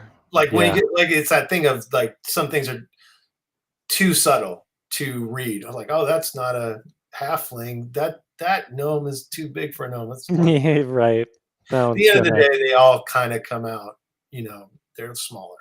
Yeah. But, yeah, so it's just kind of like helping us. And I think later we started using this when we were bringing in freelance artists to give them a sense of the world, so this actually became more helpful later on when we were working with a bigger group of artists, because it was kind of an easy primer. I tell artists like you can just like lay like a sheet like this into your canvas, and then you have a reference point, and just make it real, like a real light transparency, so and then you can kind of build on top of that. It's helpful. Yeah, I think a big part of it is like Emon is such a diverse, massive kind of city and they wanted to push the idea that like we're going to see more kinds of people than anywhere else for for a while. So let's really arm the team with all these ideas of the different kinds of things they can start feeding into the boards and on the Yeah. design side ultimately. Yeah, get other people inspired and creating, Yeah. And, yeah, like kind of riffing on what we're doing. Yeah. I mean, actually on that note, we can look at some background stuff. Do it. Yeah. I mean, the main thing going on here on the right, you've got the original map of Emon from the campaign guide, which we had a couple copies at the studio, so we were referencing that all the time. I don't know how much the board artists were looking at, but I was definitely looking at it for background stuff. Yeah. And that's on the left. That's the official Emon. Or on the right, rather. Oh, yeah, sorry. On the right's the official one, and then on the left is our take. So yeah, this, I remember seeing that very early. yeah, I love it. yeah. This is all Arthur Tang. We kind of told him like build us a map of this city, but we kind of came up with some ground rules for how we wanted to change it from the original. In the original one, it's kind of like the Cloud Top district is like just plunked right in the middle of the city, as if it's kind of a hill adjacent to the coast. So we wanted to make it a little more dramatic and kind of shove that cliff over to the left so that you get this really kind of like dramatic overlook with the ocean down below and kind of the ports right below that castle. And you guys added, I feel like there was you consistently were adding like verticality, like to some of Matt's ideas, right? Like in this case, was that the case as well? Like Definitely, yeah. I think as a DM, he's probably thinking of everything in terms of maps, and it's like, okay, I just need something drawn out for the characters to be able to point at and be like, I want to go here next. So verticality doesn't really play into it from their own tabletop right, sure, gaming yeah, perspective. it's not necessarily something that will be top of mind. Exactly. That's Yeah. so creative. Yeah, his ability to describe stuff has been like incredibly like it's invaluable for us. Yeah, you feel like you're there when he explains it to you, which is Yeah, so cool about working with them. It's like, show me what to draw, and he'll yeah, do it with words. it's really amazing. Yeah, it's very special talent, but and kind of it gives us the springboard for so much of this stuff. Yeah. Yeah, I mean, for actually, this next slide kind of explains the verticality aspect of it. It's kind of like you've got the Google Map view from Matt already from the campaign guide, and it's like, okay, now I want to be able to pick up the little person and drop them down into that city and see what it's actually going to look like at Street View. Right. So this is actually a sketch that Kangley did. He was freelancing with us early on, and he was my former art director. So I really worked closely with him and a couple other freelancers to flesh out this kind of massive city. There's so many layers to how it's built that we all kind of came at it that way. Kang is amazing. Yeah. Yeah, he's so good. We basically kind of built up the city hierarchically, so you can almost see the strata of the classes as you work your way up the cake. And then you've got the castle at the top. That's like a level because I've occasionally art directed, and I think what's so impressive to me about you and guys like Kang is like I think I do just fine art directing, but I think it's great to have like really seasoned environmental artists take take the lead there, just creating the world and like putting that level of thought into it. I mean, there's so many examples like in I think it's in Whitestone, the way you conceived of like the way that the buildings should reflect the ships that they came in on. That's sort of like nuance to everything, and even this stuff creating the topography and thinking about it in terms of like the socioeconomic aspects of things is also really cool. Yeah, you and I have shared a lot of like historical documentary type stuff back and forth, and I honestly like what's more fun than just inventing your own society, right? And using like real historical like inspiration to extrapolate ideas that you can kind of scrape the serial numbers off and have it be, Hmm. fantasy, just adding different inflections of different things. But yeah, it's so much of that comes from like studying history and studying geography, which is a huge component to, how nations rise and fall and stuff. Yeah. Yeah, it was a blast, and I mean, I guess even from that perspective, like the idea that this is a universe that has magic in it, and how would that sort of change the things we know about cities are built up historically? Now we can sort of push the verticality even further because they can sort of make anything if it's magically infused stonework or whatever, and that let us sort of open the door to really playing with crazy scale and Mhm. skyscraper sized castles and stuff Totally. like that. I mean, why limit yourself? Exactly. Yeah. You have Um, license. You have license to just push things, and I mean, that's so much of the fun of fantasy.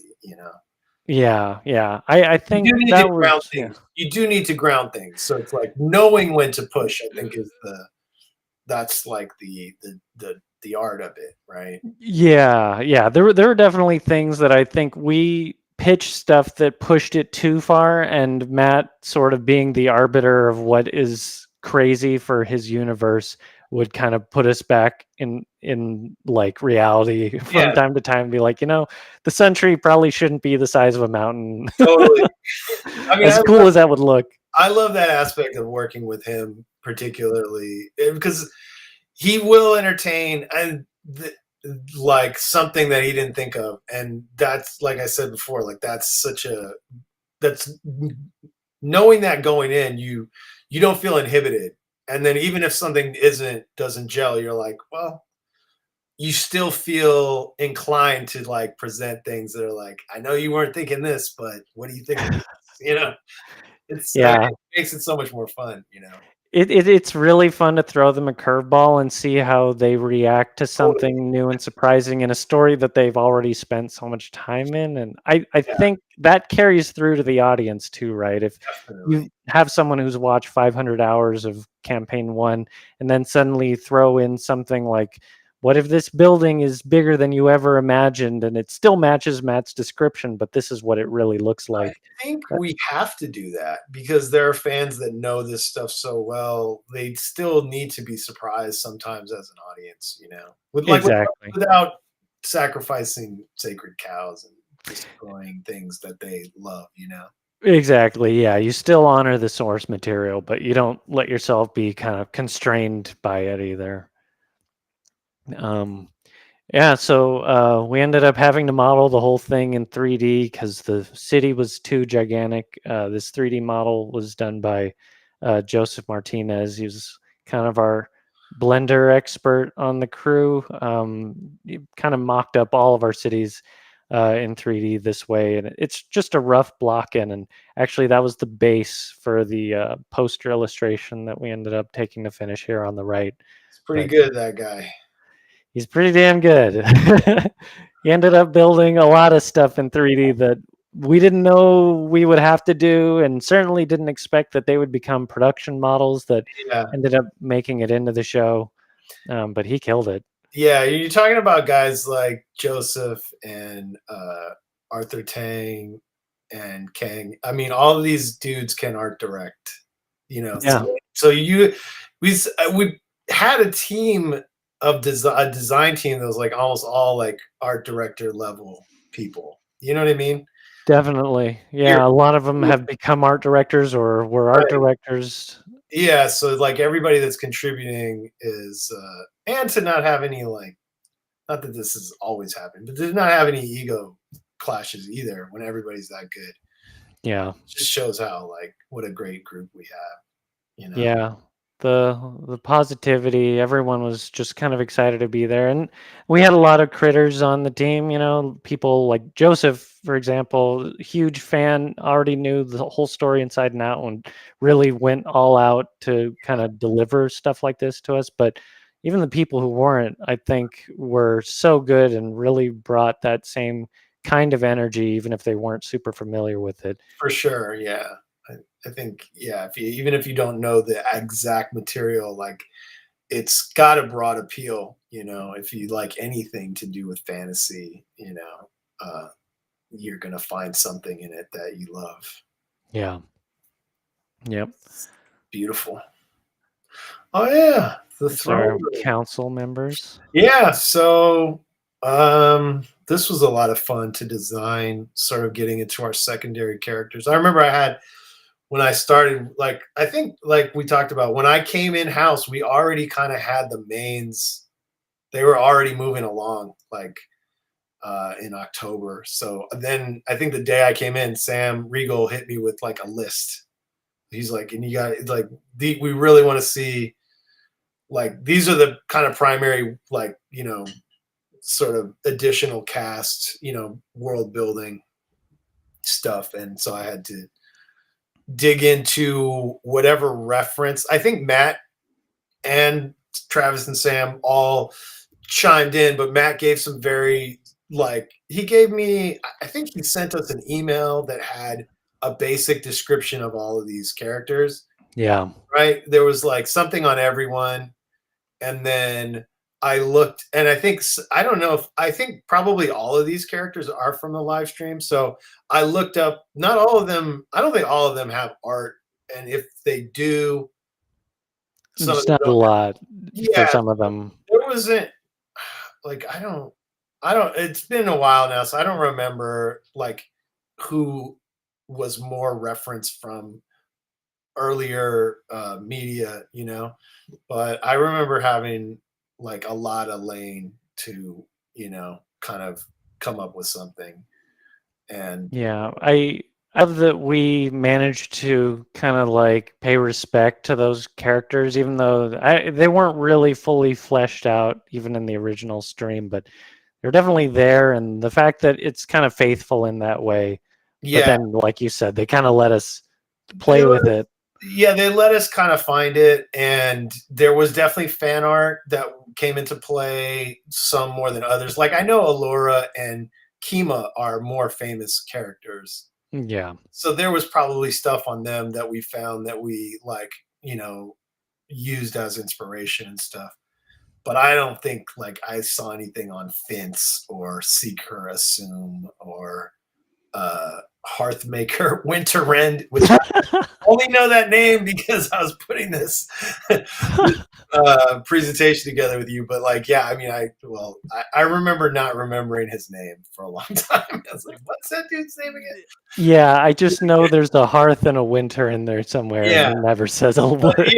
I mean, it's half the fun, right? Because when there's not a whole lot on something, you're like, oh, I get to kind of do whatever. And it's not wrong. Yeah. But because you have stuff that's so specific that has to be a certain way, it gives you a really grounded context of like, well, this is an area we can explore that we haven't, that isn't occupied by some official character that has a specific look. And so that automatically, because some things are so specific, it automatically creates opportunities for the things that aren't figured out, right? Because then you can introduce something new. And I just like that dude. Like, I wish he had more to do. Yeah. But he's there with everyone else. But yeah, I mean, I think Krieg and Uriel and Allura and Fince are kind of the mains here. Yeah, Seeker Assume had a bigger role in the campaign, but he doesn't do much talking in season 1. And I know we spent some time trying to figure out how to make his face tattoo work. Oh yeah. It sort of feels like, oh well, yeah, he's there at least. A little racing stripe there. Yeah. I think he's fine. He doesn't really do much. I don't think he even has a line. So yeah, I don't think he talks. But Kima and Allura, definitely very important characters throughout the entire story from beginning to finish. Yeah. Allura, like, there was some, like, maybe some early, like, kind of Galadriel inspiration, but she's very different than that character. That character is very ethereal and otherworldly and not relatable. Not in a bad way. I'm not trying to take a shot at Tolkien. amazing. Really good job, JRR. But yeah, no, I mean, you think it's that archetype, but she's a lot more like grounded and approachable. Yeah, yeah. Um, And I think that's actually supposed to be Matt's self-insert character. That's sort oh, of cool. if he was a character in the I didn't world. know that. I thought he was just the poster guy, the guy that Scanlan peed on, Oh yeah. the self-insert. No, we inserted him there. Yeah, I didn't actually include any art, Yeah, but it's all good. Yeah, but everyone's probably seen the numerous Mercer yeah, cameos throughout we that first season. did some Matt Mercer cameos. But the one thing with the guard, I guess this is just like a animation design thing. It's like when you have a guard, like when you have an army of you're gonna, and they have a uniform or like you're always gonna want to cover their whole face pretty much. Yeah. So you don't ever have to worry about changing the face in there. And you can just kind of change the skin color, Yeah, that'll keep it from being, guard A and B instead of guard 1 through 27 or They're whatever. all the same. And I don't even bother with height differences anymore. Back in the day, I'd be like, oh, just make them all slightly. It's like, it doesn't really matter. Like, There's stormtroopers. yeah, they're stormtroopers. They're all the same. But we did have to do in the 4th episode. We did some specific guards to watch over Vox Machina, and that was fun. They each get kind of a.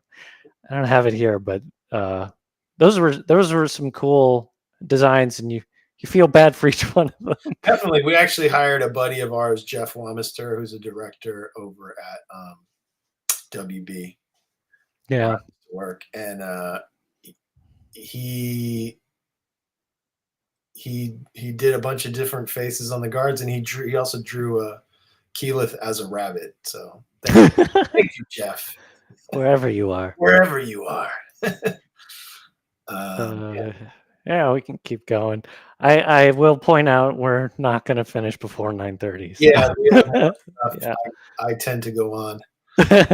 Me too. Yeah. I just threw this in. The top white square up here is actually Matt's original drawing for the Vox Machina Keep, which had some kind of copyright infringy sort of name in the original game. We just call it the Keep now, but the bottom version is our kind of like re-Frankensteined version of it. And you can actually tell that really didn't change much at all. This is one of those kind of iconic locations where everyone gets to come together and eat in the kitchen or whatever, and I wanted to make sure we kept it as close to the original as possible. And we come back here multiple times, so it's sort of like what you said earlier. This one is sort of a character in the show, so we tried to pay it that respect. Yeah, I love how on display Matt's inner child is in all this stuff, because I feel the joy, Oh my God, yeah. I don't know that I ever had the patience to draw like the top-down map for a role-playing like game or whatever, you know what I mean? But I at least not to that level, but like my inner child is sparked by that. Like, yeah. And like, because I definitely played some RPGs, like pen and paper RPGs with friends, as a kid. There was like a Marvel version of D&D, and we played that, and there were maps, and the maps were great. Yeah, this feels like a real throwback. I love the like low res stone texture on all the walls, just so you can really pick out where the room ends and stuff. Yeah. We kept it all. Yeah, I love it. I mean, what a great reference, though. What a great source material. Yeah. We kept some of that original magic in there. And then Gilmore's, we kind of went crazy designing this area because, again, he's kind of a fan favorite character, definitely one of Matt's favorites to play in the original campaign. So we just went nuts filling out the location with tons of Easter eggs and stuff. It felt like this was the place to put it. I think I've seen people on Twitter pretty much find everything we put in here. There's references to campaign 2 and stuff, even though they don't necessarily make sense timeline wise. They're just in there for fun, and It's great. yeah. I love how much fun you guys had doing. I remember how geeked the creators were when you were pitching this stuff, and how much fun you were having, like putting things in the back. And you did, and that was done throughout the season. Like it was like, oh, where are we gonna put Scanlan's like scrying poop? And yeah, it feels like you're building someone a theme park or something. It's just right. like, what if I could make you a space that kind of references everything you've done for the last 5 years or whatever? Right. Yeah. Just put it in there. Yeah, these were a blast. They were all designed. The actual layouts were drawn by Guile Bertrand, and yeah, is amazing. The first Bertrand. He's so good. 2 Bertrands. They were both great. Yeah. One BG, one character designer, both French. Both French. Yeah, gotta have them. That dude's stuff, just another like art director type. I mean, he's a graphic novelist and all that stuff. He's so good. He drew the split open Brimscythe skull at the end of the season. It's up there with my favorite pieces of production art. Yeah. Like, it's just so cool. I mean, it's really gory. I'm not like super gore person. It's just so well drawn and it's beautiful. It's beautiful. Yeah. For a split open skull. And here's the man himself. So this was my initial pass at Gilmore, and anybody who's seen the show can see that like this is not Gilmore. This is not what we went with, and I'm glad. I didn't know that Matt really wanted him to be like have more size to him, have a little more meat on his bones. This just seems so off to me now, but I again didn't know the character at all. It's an important character to the canon, and the fans will know the character, but that was a little too inside baseball for me. I didn't know all the side characters. Now that I know who the character is, I'm like so glad that you guys pushed me to do the revised version, and I think even from Amazon they were like, "This is not right," you know. But Matt was. While he's very like accommodating, he definitely was like, I think he should be bigger, you know, and he seemed to know exactly like the physicality of the person. Yeah. And I think I was in that mode that I'm always kind of in, which is like crank. I know like at that point, you know, I'm always just like, okay, let's get something improved. Let's get it in the board artist's hands and start turning it, you know? Yeah, you know, frankly, I kind of thought we would end up going in this direction before you drew anything. I thought he would be kind of like this kind of younger, lithe kind of. He's supposed to be, you know, he's got this romance thing going with Vax. So this was the first place my brain went. Yeah, but it makes so much sense now that he's sort of like that bigger. I think Matt said like dad bod. Yeah, like, and it just gives him a warmer, like more to love. But also, you know, I don't hate these drawings or anything. I used a lot of it. I just added bulk, but like, yeah, it's funny because that's what's great about working in a creative, collaborative environment where people push back. You think you have something figured out, but you can't let your ego get in the way. It's not like I've always live up to this, but like when you allow other people to kind of guide you, you'll find a lot of times you're going to find something better. And then you're going to be like, oh, I can't believe I didn't see that, or that wasn't my initial take or whatever. And that's what's so fun about like working with other artists, you know? Yeah. Cause I just like this a lot better. Yeah. It's perfect. Yeah.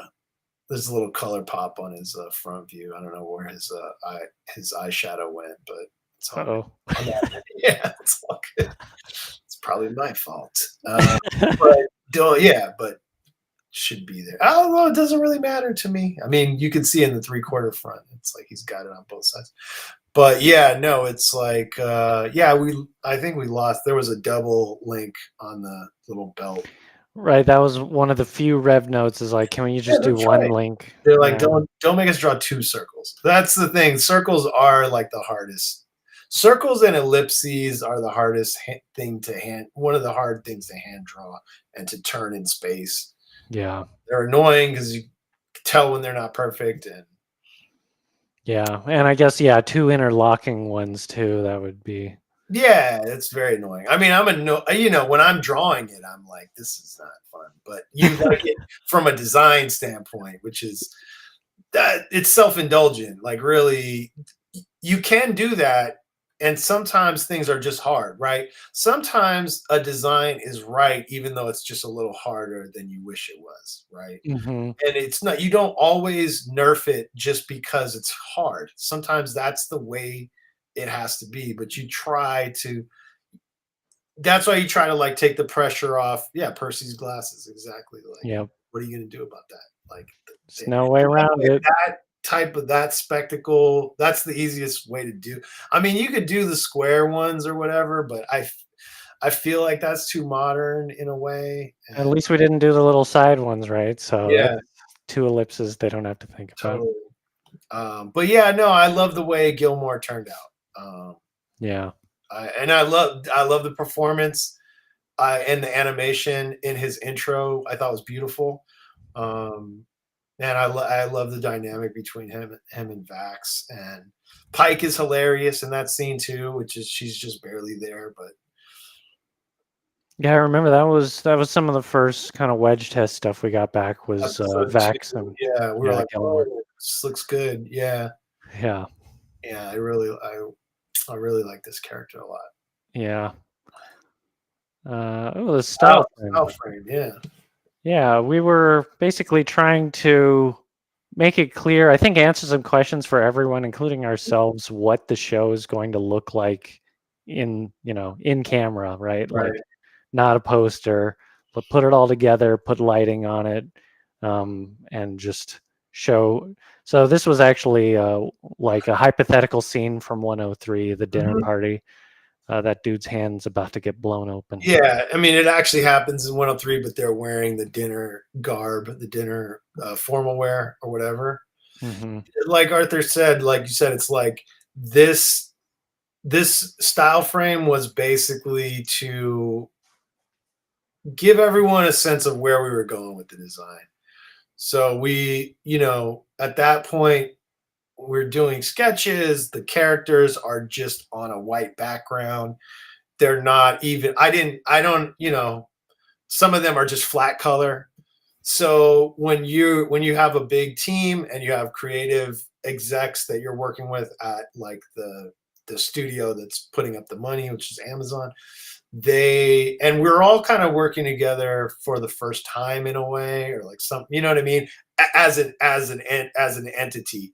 So there's no, like, we can all point to things we've done in the past and be like, I did this, and Arthur did that, and Sungjin did that, but we had to show what we were going to do as a group, right? And I think that was the idea behind this, and because we were getting questions like, what is it going to look like in the end? So we were like, okay, let's do a style frame. And it was our idea too, by the way, Arthur. I don't know if you remember that we were. I forgot that. Yeah, we were like, let's do a style frame so that everyone can see what we're doing. And we were just like kids, like night in a way, like, because I should know better, because that could have gone terribly wrong. Like, if you show your hand completely, like, they could have hated it. And it wasn't until after we did it, like, Sunjin did a little thumbnail of a scene that we knew we were going to do. Because we had a few ideas, like, do we do this scene with Vedmeyer and Scanlan? We had a few, and we came back with this one. He did the thumbnail. Arthur, you went back to do like the BG design and color, and I just started drawing the characters into the composition. And because we were excited to do the image, and then it wasn't even until after we sent it that we were like, you know what, like this might fire. This Did I just build a bomb and ship it to myself? right? It's like, what if they hate it and they're like, oh god, this, or think it looks too similar to something else? You know what I mean? Yeah.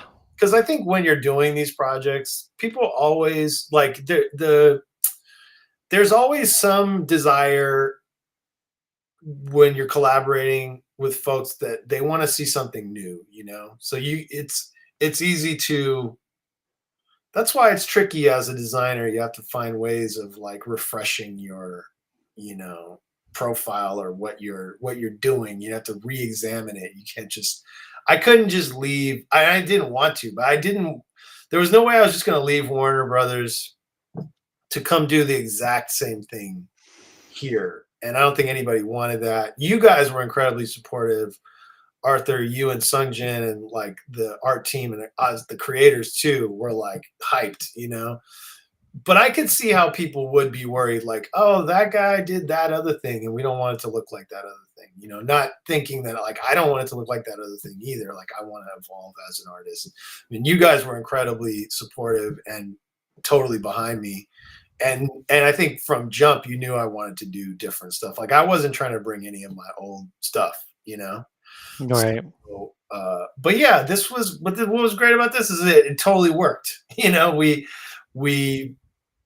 presented this and everybody they loved it and they were like, okay, we totally get where you guys are going. And it was, I won't say it was smooth sailing as far as everyone being on the same page with us as far as the vision of the look of the show. Like obviously the process of creating something this big, there's always going to be feedback and notes and revisions and stuff. But this got everyone on board with where we were going.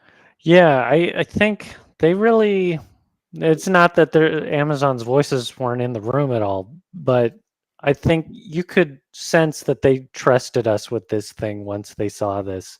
Yeah. And honestly, that made me trust them more because I was like, okay, you're not just having opinions to have an opinion. Like you want it to look good. Yeah. And that's exactly right. Cause it didn't feel like we were getting picked on, you know, they just wanted to know where we were navigating them to, you know? Exactly. Yeah. And I get it because if you look at the material that we're turning in, like we know where it's going to go, but you know, that's because we're creating it. Right. And it's like, I could easily see someone being like, so all the characters are just going to have these flat colors. And it's like, no.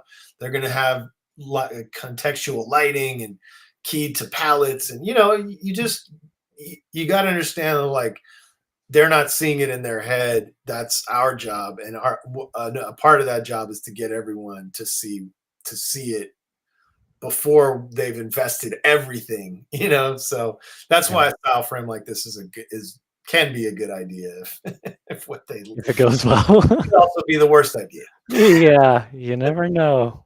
So yeah, but it worked out. Yeah. There's Sylas. That style frame is supposed to be from the dinner party in episode 3, and then this is how we basically see Sylas for the first time in that episode. Yeah, he's got his like pauldron, fur mantle, and he's a fun character to design. I think Sylas and Delilah were the first characters I started working on after the main. So I wasn't even in-house yet when I started these designs. I was still like at Warner's. I was still freelancing. And I just really, I love the idea of a vampire lord arch villain. So yeah, there's nothing and what I like about Sylas and Delilah is I like that in a weird way, in different circumstances, they could be the main characters. You know, yeah, you could kind of root for them. I mean, I could. I don't know if that makes me crazy. I like them a lot, and they're compelling. And I think a fan actually commented that I drew him too sexy. I've I mean, seen that everybody a has lot. a different vision of these characters, I'm sure. And but yeah, I think a vampire like Lord has to be, or they can be seductive, you know. And I think that's definitely part of their character, you know. I have a feeling they meant it like, oh no, he's too sexy. Yeah, maybe I misunderstood, but yeah, I That's wasn't 90% offended of or anything. Twitter. By the way, I mean, these characters are popular characters. Like people have different ideas of what they should be like. I definitely reference like I think even Laura and Travis did some cosplay that I looked at, and Yeah. there was definitely fan art out there that was a source. I think Travis even had like little circle glasses, and we Yeah, pointed that out too. There was we did a alternate. pass with those, and Yeah. we even did a pass where it has more Matt's hairstyle. Oh yeah, that's right. Because we knew Matt was going to be doing the voice performance, so Yeah. we did a few versions, and also he's pretty swole. Though he's like, he's about as tall as Grog. He's not as like bulky as Grog, but he's really strong, you know. But I think I did a take where he wasn't as like his biceps and his chest weren't necessarily as big. Right. But yeah, I think he came out pretty great. I think production Rev draws him really well. Yeah. And Matt's performance is fantastic. They're really fun. They're fun villains. Yeah, I wouldn't say I was rooting for them, but there's a part of me that could, you know, you can relate to the love story and stuff. Definitely. Yeah. I think they do a good job setting that up. You get that sort of flashback to just explain like how they got here and why do we care, right? Yeah.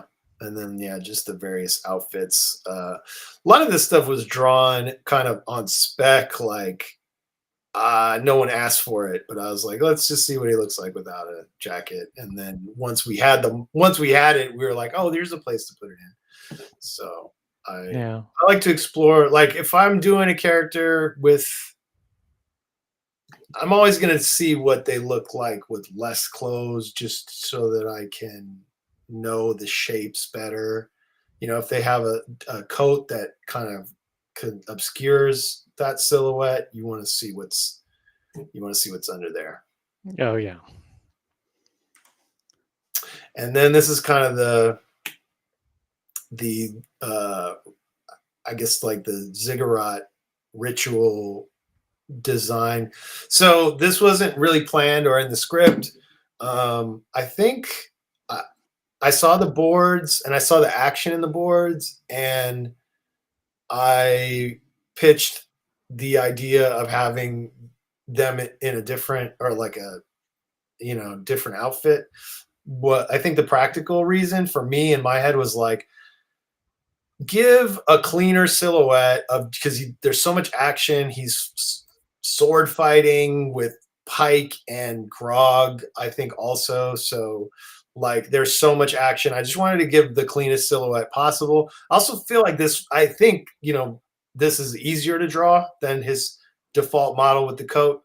So I wanted to give the animator something that was easier and had a more just straight anatomical silhouette, if that makes sense. Like less concealing silhouette, less secondary motion with the cape and stuff, and and also just an opportunity to give him a cool like end game final fight outfit, which I'm happy with it.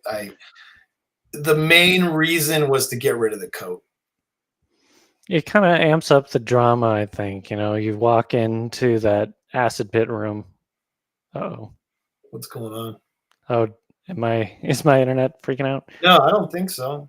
Okay. Yeah, it kind of just heightens the tension of that final fight in 111. Yeah, totally. It was like primarily practical reasons, but it's always fun to give the character a new fit, really. You know? Yeah. And So this is the last time we see him. So yeah, so this is my first rough sketches of Delilah. And again, this is early. I think this is like August or September of 2019. I think she was right after we did the mains. You guys asked for these too. And I was looking at Eiko Ishioka. I love her costume. She's a famous costume designer. I think one of her better known for the Dracula, the Coppola Dracula, that badass red armor. I think she was just the lead costume designer on that. And I don't know. I've always been inspired by her stuff, and I was trying to get some of that into like the plating on the armor there, on the shoulders, some of that. And also Ava Green's character from Penny Dreadful. I think I was thinking of her. I really like that character's look. So I think I was putting some of that into Delilah. Yeah, I remember everyone really responded to kind of like those almost like armor kind of pleats. Yeah. Yeah, there's some stuff. It's funny looking back because it's like there's stuff. I'm always trying to simplify stuff, and there's like things that I feel are tricky on her. I mean, there's definitely tricky things on her, like the gray piping in the center chest piece. Like that's kind of fussy, but they didn't complain. Rev didn't complain. I think they had an opportunity to revise her. So yeah, I don't know. But those are my influences on her. The Ishioka stuff for sure. Even though I don't know that it's obvious, but yeah, I don't think influences always have to be obvious. Sometimes I'm just doing a 1-to-1 rip off of like a Capcom. I do that too. It's not always so on the nose, you know. Yeah. So that's the final there. Yeah. Pretty quick we got to this. I think the only thing we were talking about was like the gems. Was there a point where it's going to be a locket or a pendant or something? Yeah, I forget if we were playing with color a little bit, like her skin tone or something, but she really, yeah, it was almost like that first pass and then just taking it to clean. And yeah, I think there was something they were playing with the 3 pendants, maybe like each time she uses her super, like the spell she uses to kill Pike in the beginning of the season, like she can only do that every so often, and we'd like shatter one each time. But oh yeah, by the end of the day, I don't know if anyone in the audience is gonna track that, so I think we just threw it out. That's right. That was what we were debating. Yeah, and how that would work, and what it's like spell slots or something. Yeah, I like it.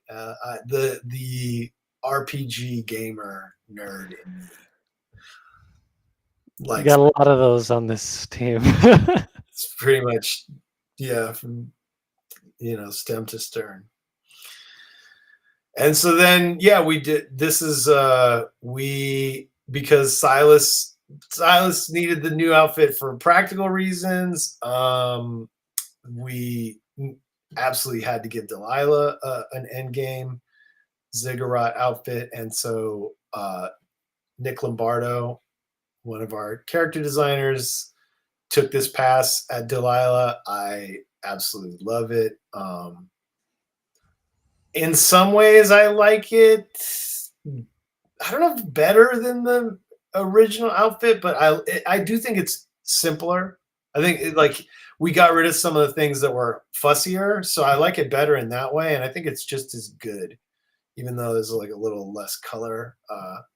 I really like it. I really like what Nick did. I like the simplification, and yeah, I would rather draw this one. If I had to animate it, or if I have to draw it a lot, I would. So I think it's an improvement in that way, and yeah, Nick really did a great job.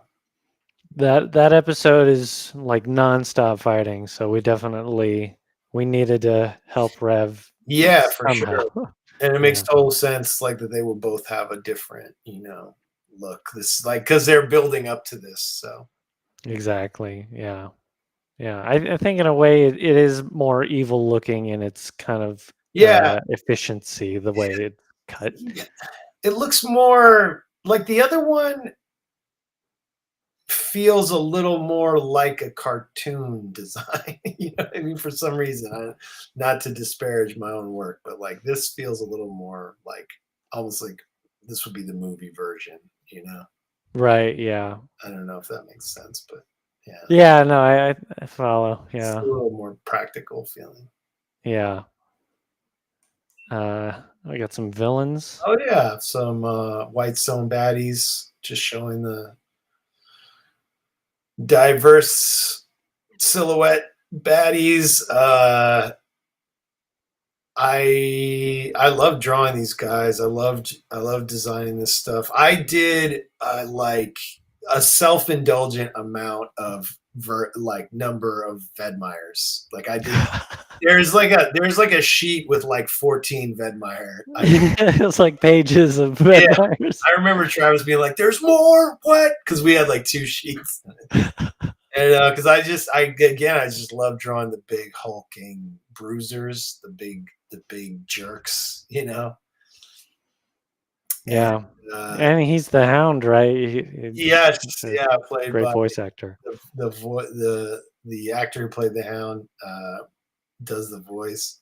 Perfect casting. Yeah, he's got these big golden arms, which I think is cool and over the top and rad. And also, I'm glad he dies.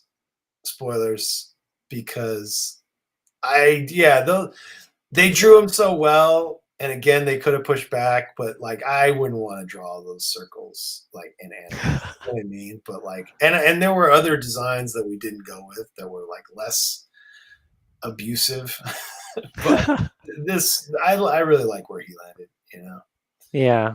He's kind of like the biggest muscle bound kind of bad Yeah. guy, so you give him the most presence. Yeah, and he's got this epic sort of conflict with Scanlan, and yeah, and like those gauntlets though are a pain in the butt to do all the little facets and then the shading on them and stuff, which is very specific, but Rev completely nailed it.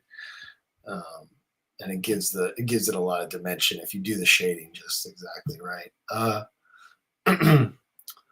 Anders kind of gave him he's sort of like an egg body, like a toad like, and even every like the tape, even the roundness of the sort of like, I don't know what character I'm thinking of, but it's like a Mad Hattery world vibe, but the sort of his Humpty Dumpty kind of vibe. Yeah, Humpty Dumpty kind of. And the tapering of the head is important because it tapers towards the top, so you get this whole thing. Yeah. This big oval. And yeah, I won't say who he looked like to me when I first started sketching him. But I was really happy with his design too in the end. The kind of Eggman. Yeah.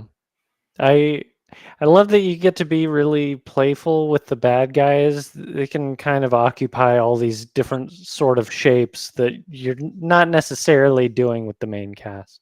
Yeah, exactly. I think villains are fun in that specific way. You can express so many. You can push it more. They don't have to. They don't have to be in this very restrictive space of like. Although I think we have in our main cast we have plenty of outside the box kind of heroes, but villains are just so much fun, because you can push them further. I think in general, Yeah. Yeah, and Ripley is where do we find her? we first see her in the flashback, right? Yeah, right. Yeah, she's got this very kind of like uniformed look, and I think that was one of the cases of like in the original campaign, there were a lot of like kind of Caucasian characters that they decided they want to like spread out the voice actors and get some new kind of voices in the room. So they ended up trying something a little like I think her voice actress is Asian, and we were trying to push Kelly that. Hu? I think Yeah, I think so. it's Kelly Hu. Yeah, and great performance.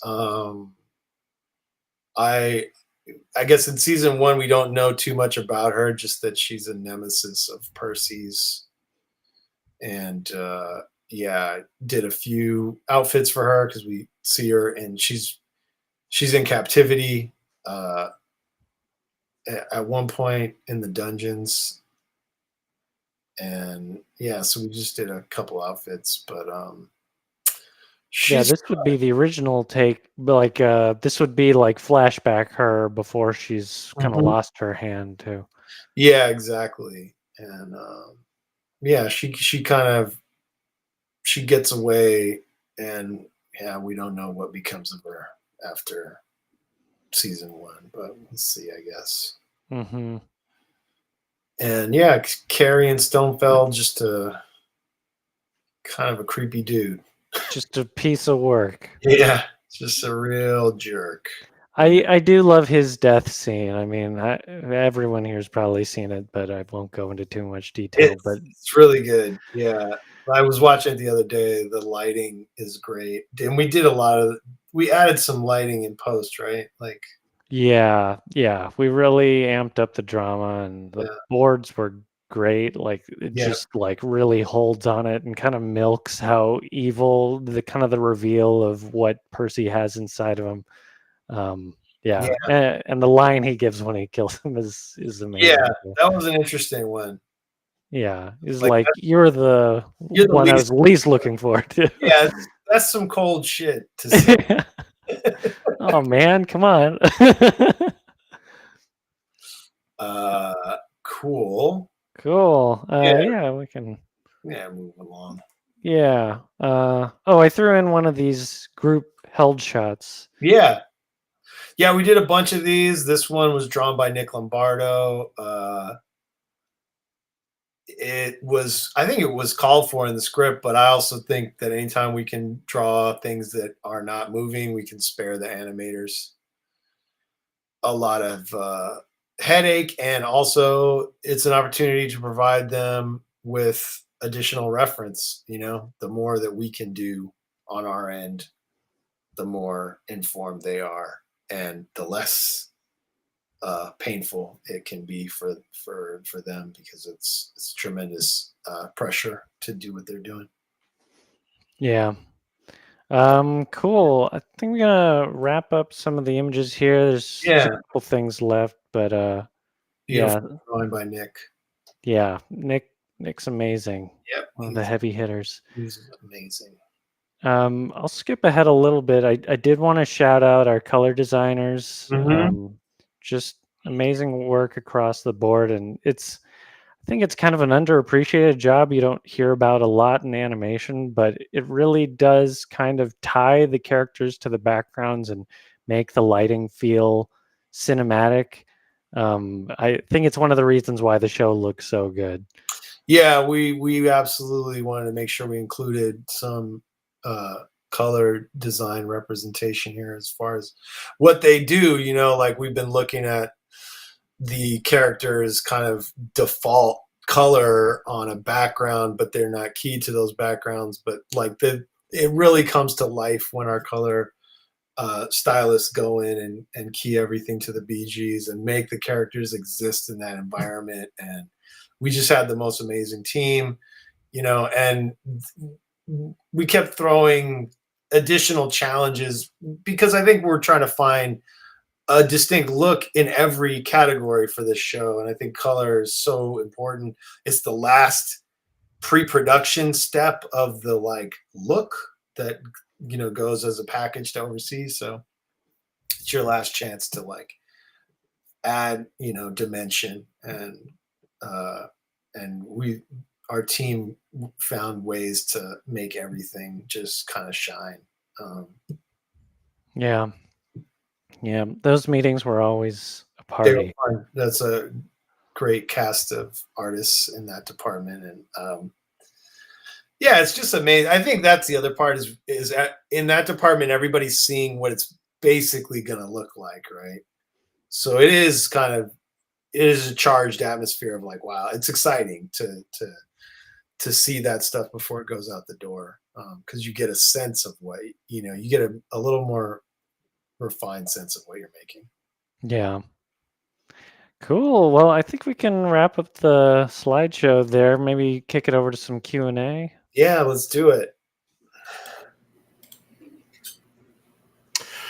Well, that was absolutely terrific, guys. I mean, that was just such a plethora of really cool, very cool pieces of artwork, and the chat is still buzzing. So I know we still got the full viewing audience here. So I gathered some questions during the entire presentation. Cool. Some of which were answered. So I think a lot of guys got very excited, and then you guys covered it later on. So in no particular order, we'll go through. We've got some that are specific to the show itself, and then some that are a little bit more industry specific, as the audience does have a lot of students or maybe young professionals looking to get into the line of work that you guys pursued. So first one up, I really like this name. Holy Shinobi asked, question for Phil. To demonstrate that you can produce studio quality work, what advice would you provide to character designers with little to no studio experience working on a personal / portfolio project? I mean, it's all degrees of competency with like execution, right? Like I don't think I'm that far removed from the stuff that inspired me when I was a young artist. There are times when I can tap into even being like a adolescent or pre-adolescent in terms of some things that I carry with me from that time.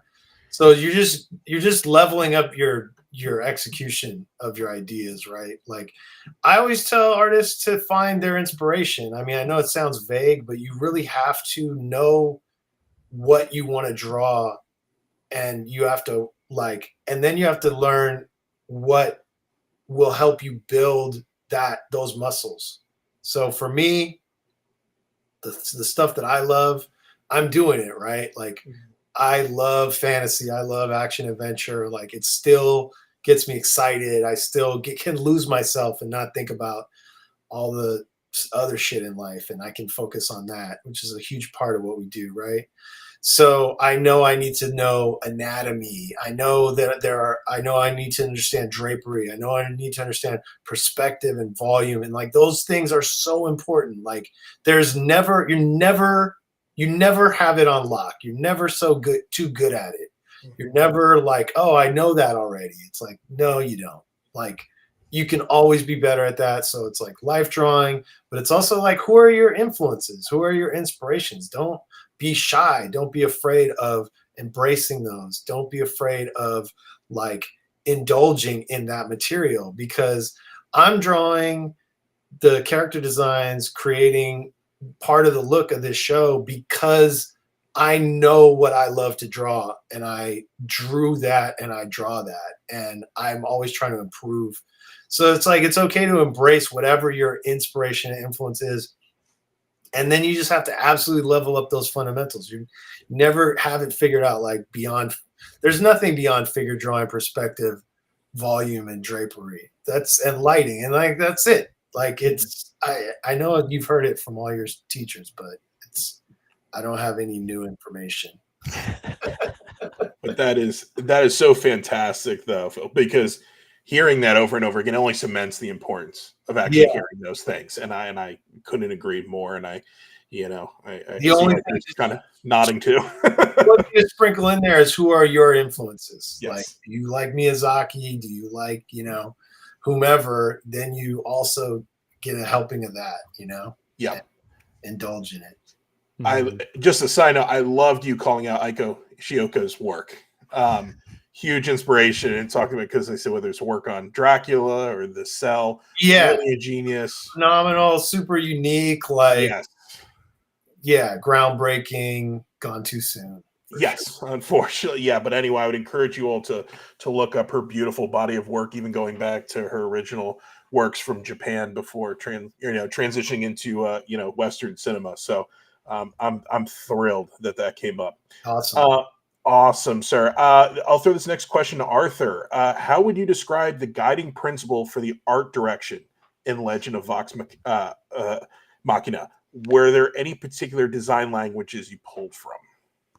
Yeah, I think the way I've always thought of it is like Phil's work has this nice kind of blend between realism and sort of like finding the most efficient, like line economical kind of way to explain something.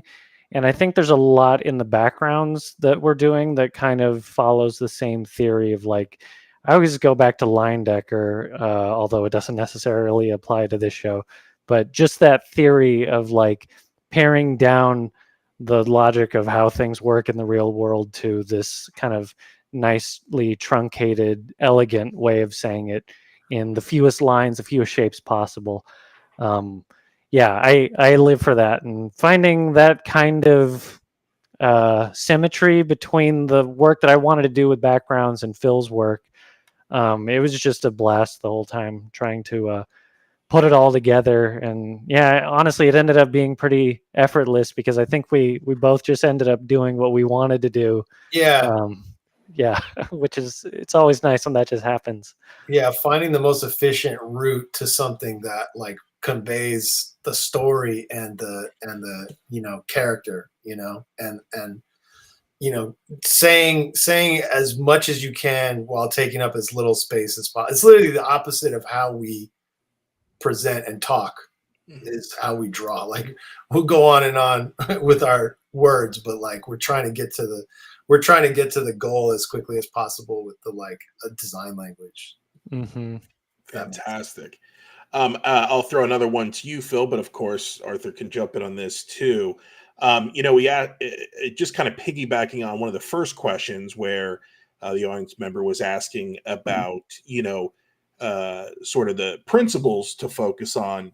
This individual, Butterfly Bats, asked, what tips would you have for someone who wants to like build a portfolio in character design? Like, if you guys were looking, staffing up for future seasons, what would kind of stand out to you guys as someone looking to make this jump into animation or character design for animation? This show requires pretty like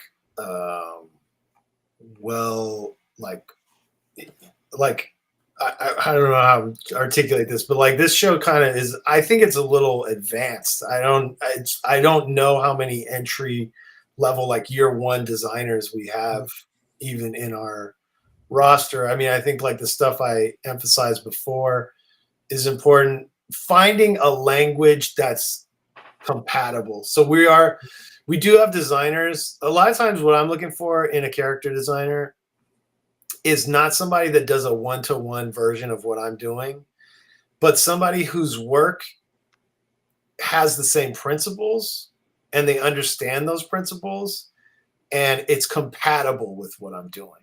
So I'll work with artists that their work has it has a similar dialect. It has similar principles. And so that way you get the best of both worlds. You get a unique artist who's creating in their own like sort of not necessarily comfort zone, but playing to their own strengths. But it's compatible with what I'm doing because the principles are all coming from a similar place. Sure. You know what I mean? So that way you get their ideas and you get that fresh take, you get that new perspective, but it blends well with what I'm doing and what the design language that is we're using to articulate everything. And then when it goes to overseas, they're the ultimate filter, right? So as long as I make sure that whatever this new designer's creating, they don't contradict any of our theories. They then once it goes overseas, it'll all be kind of put into like a whole, like it becomes part of the whole. And so what I guess one thing I would say is if you're looking to do work on a show like Vox Machina, you have to look at like what other shows are like in that same like language or in that same dialect. I would say like I tell people look at like Legend of Korra character design. If you want to talk about like American produced stuff, like that's probably one of the closer ones. Is you could take those designs and pop them in our show and send it overseas. And once the animators have their way with it, like mostly it's going to all feel like it one thing. So I think that you have to think of it in terms of genre in a way, and how those. Does that make sense, Arthur? Do you have anything like? Yeah, I do think that there's something important you brought up about like how looking at other artists. I don't think we're necessarily looking for like Phil Barassa derivative work of like someone trying to be a copycat.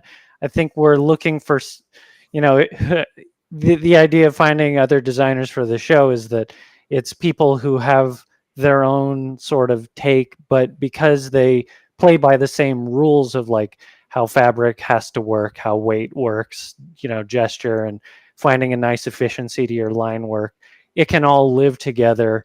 And we'll find ways to sort of find that middle ground. And maybe the most important thing about animation is that it's all collaborative, right? Like no one on the background team draws or paints exactly the same way, but we found a kind of place eventually where things started to gel together. And yeah, it takes time. Every show is a new iteration of that. And basically like any show you start off on for the first time, you guys will find some common ground in the middle eventually, but that first episode might be a little bit of that R&D as you go. Yeah, try to think of it as like a school of design, and like can you find, does your stuff work within that world? Like does it have the same fundamental principles underneath? And then that's kind of how it'll blend together, because if we see that in someone, we can bring them into the fold, like massage their work. If the fundamentals are there, then you can just go, okay, like just tweak this, think of the fold like this, or this will give it more weight here or whatever. But it's we're just looking for the best people in the world. Yeah, just be the best. Just the best. Okay, very simple. Check that off, guys. Just be the best. Very simple. But that is fantastic. Wonderful advice, Phil, because I've often heard that too with studios where I think individuals are concerned about getting into a studio that has maybe a preset aesthetic, right? Maybe your Blizzards, or if they're looking to get into Star Wars up at Lucasfilm and stuff. And I've often heard from whether those art directors or the senior artists or any artists within those teams is that they're very simply just looking for the fundamentals to be there, and then anything's got to be massaged to match. Yeah, because we can bring it the rest of the way. Yeah. So it just always comes back to that, and that's that. But I think that's something that every artist should take comfort in. Yeah. Because it's not an insurmountable thing. Like so many people have done it, and you can, like, if you just focus on those things, you can get there, and it should be a source of comfort to know, like, it all comes down to those core principles. And then when you're ready, you won't even, I know this is not necessarily what everyone wants to hear, but like, you might not even need to be worried about a portfolio. We're going to find you, if you have a social media presence or whatever. Like, I mean, Arthur and I are always like, yo, did you see this person's work? We're constantly like sharing artist stuff and seeing if we can find a way to incorporate what they're doing or bring them in. Fantastic. I think we've got time for a couple more questions here. Here's a fun one. Jamie Kleekamp asked, if you guys fell into the world of Vox Machina, what would your character class and races be? Oh, I'll just say cleric because I feel more than ever I'm the support player. I'm helping other people stay on top of their shit and not really doing the damage so much anymore. But it is fun. It's fun to be the cheerleader in a way.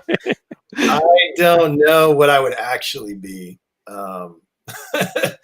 But when Arthur and I we were playing some D&D with friends, and I was like a half orc dude with like a dog.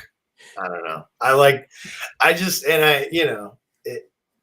Any character that can like, be rowdy and, flip over tables at a tavern, or it doesn't have to be entirely coherent depending on how long we've been playing the game and how many beers I've had.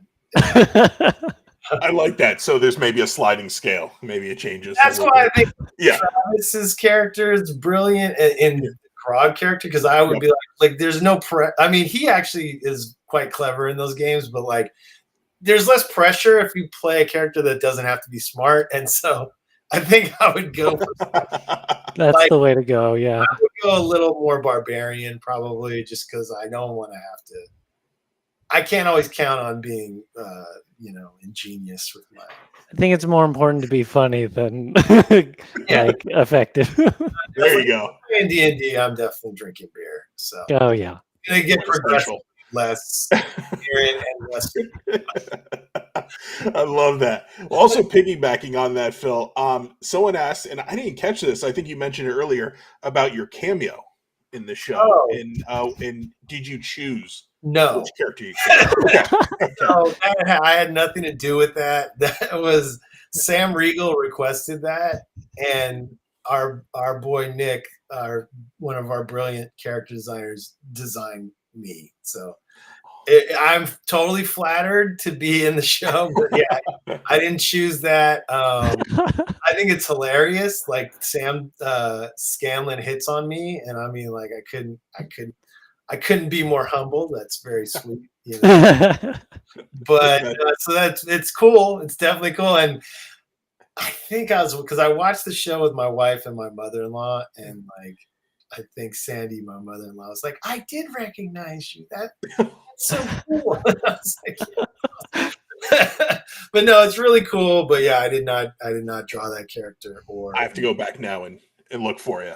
Yeah, a lot of cameos from the crew in the show. Yeah, I'm shredded. I'm super ripped, and I'm like, I think it's like after the battle, right? And I'm okay. Like, and they made me really like oily or something like that. Yeah, just like really like greased up, and then Scanlan flirts with me. So love it. Pretty rad. Love it. And I imagine you posed for this, right? You probably not at all. Yeah, totally.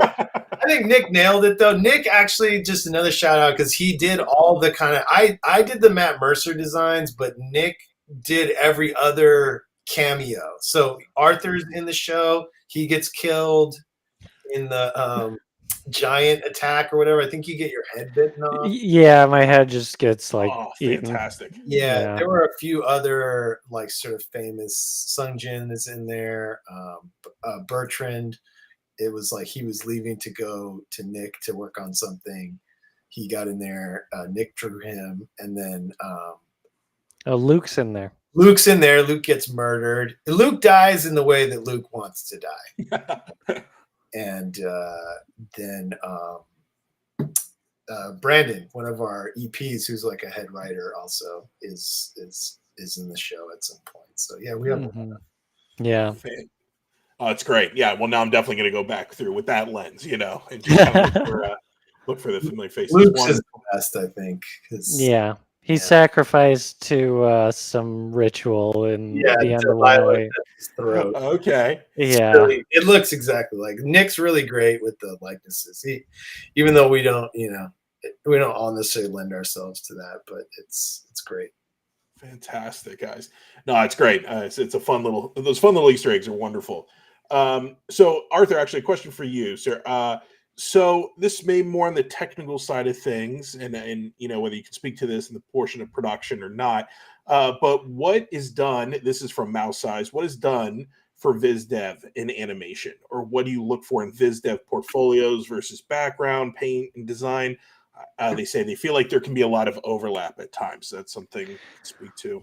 Yeah, I mean honestly, the title Viz Dev is getting really murky these days. At DreamWorks, everyone was a Viz Dev artist. It was just kind of the title they gave you. Um, I think really as a Viz Dev artist, you're just kind of expected to be able to do everything, right? You should be able to do like keyframe illustration, background design, background paint, prop design. They want to throw characters at you. You have to be able to do characters. Viz Dev is just, like pre-production work of figuring out what the movie or TV show will look like. And I mean, frankly, you don't see it as much in TV because not all shows are going to have that kind of development lead up time. And if they do, it'll probably be done by the art director and a couple freelancers or something. I don't know how many shows get a full team of visual development artists.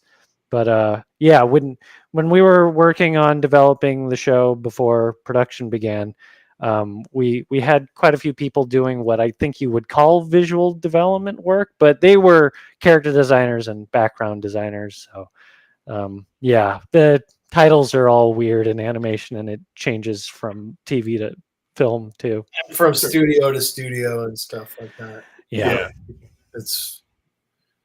I always feel like Viz Dev sounds like a luxurious thing, Right, yeah, it does. There's some prestige there. Yeah. exactly. I'm always thinking like I want every drawing to potentially be able to just be dropped into the model pack. You know what I mean? I love the idea. Like, hey, we're just gonna paint for a while. It's just it's like, where's the line art? Like, let's make sure it's ready to go. Yeah.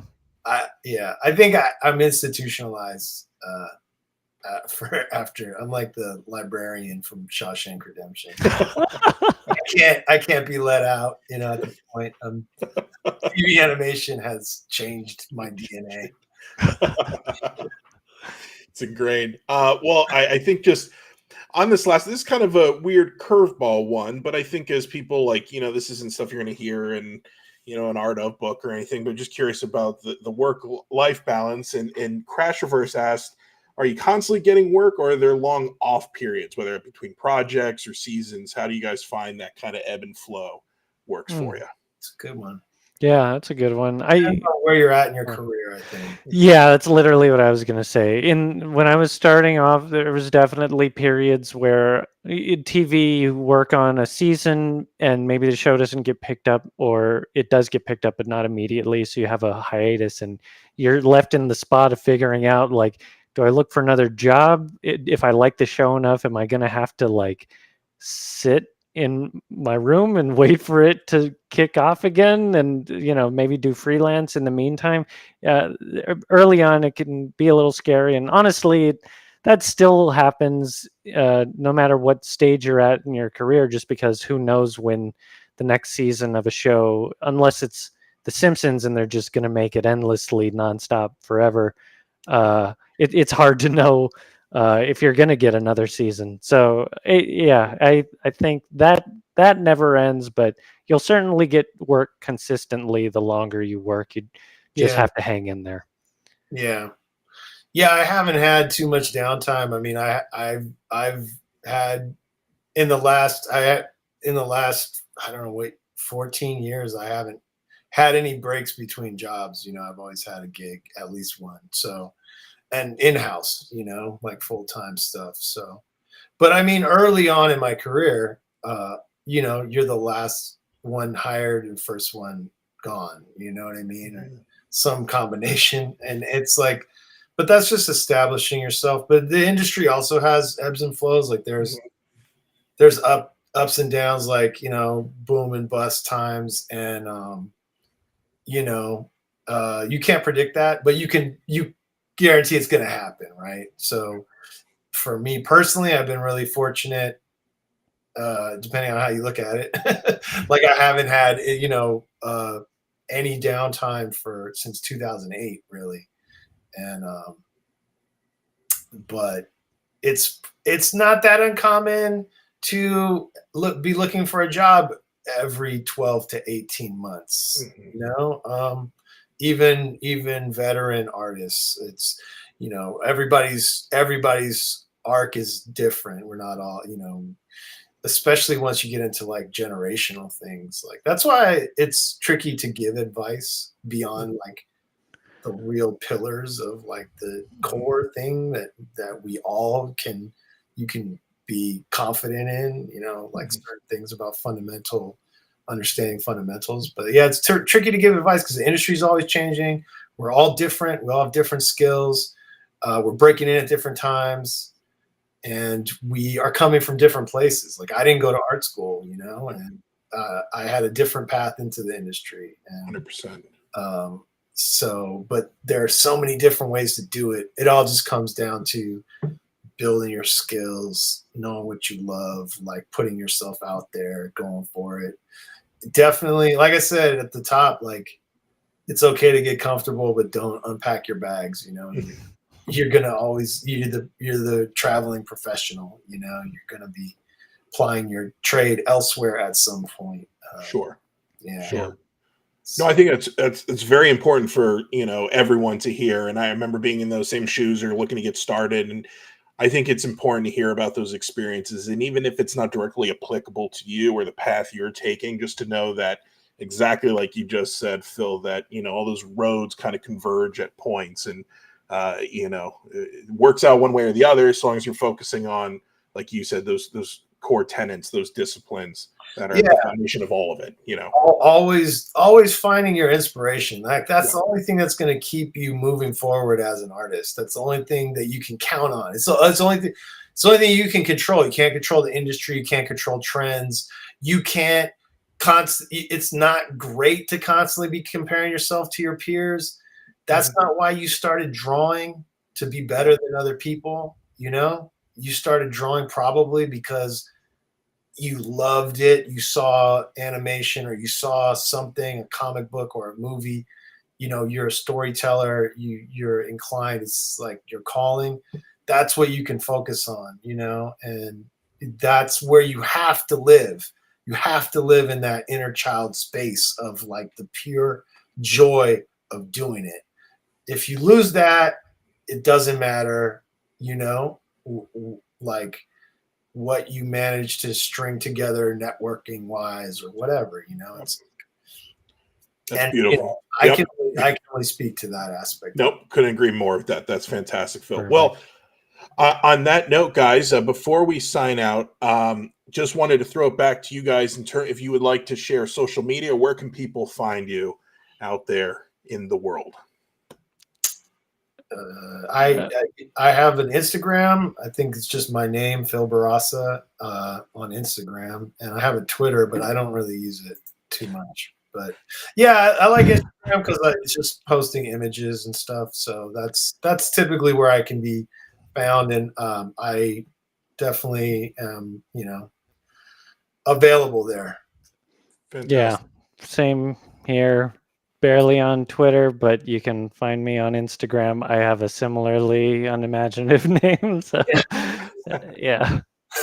Clean and concise. Yes. Well, thank you, gentlemen, both so much. I mean, you were so generous with your time here. We're at 10:30 at the 3-hour mark. We can't thank you enough. So a beautiful presentation, super inspiring too. And I know we had a lot of enthusiastic members in the chat today taking a look at all the work. So that's awesome. It was our pleasure, 100%. Thanks. Happy to do it. Absolutely. Keep eyes up for an art book there. So hopefully that comes sooner rather than later. We'll do good art. Bootleg version, you know, Arthur. Oh, there you go. We should just do it. There you go. Well, once again, thank you so much to Arthur Loftus and Phil Barassa for joining us tonight on the Gnomon live stream, sharing all of that incredible work that went into bringing the world of Vox Machina to life. And thank you to those of you who joined us live and jumped in the chat. A lot of wonderful questions. If you didn't hear your question read tonight, I did go through and just kind of remove those that were kind of answered previous. So if you jumped in at a certain point, you may go back and just watch the beginning part of the stream. It will be available after the fact for rewatch on YouTube. So please go check that out. On that note, do yourself a favor and please subscribe to our Twitch and YouTube channels. You know that old shebang. That way you get notifications about future presentations just like this one that are presented by a whole litany of awesome hosts here at Gnomon. It was fantastic hosting you all this evening. Big thanks to our sponsor, Lenovo. With their help, we get to bring these amazing people on and show off all these amazing works. So thank you, Lenovo. Go show them some love. And then until next time, stay safe, stay creative, and we'll see you in the next Gnomon live stream. Goodbye, everyone. Thanks, everybody. Thanks guys. So much. Bye-bye.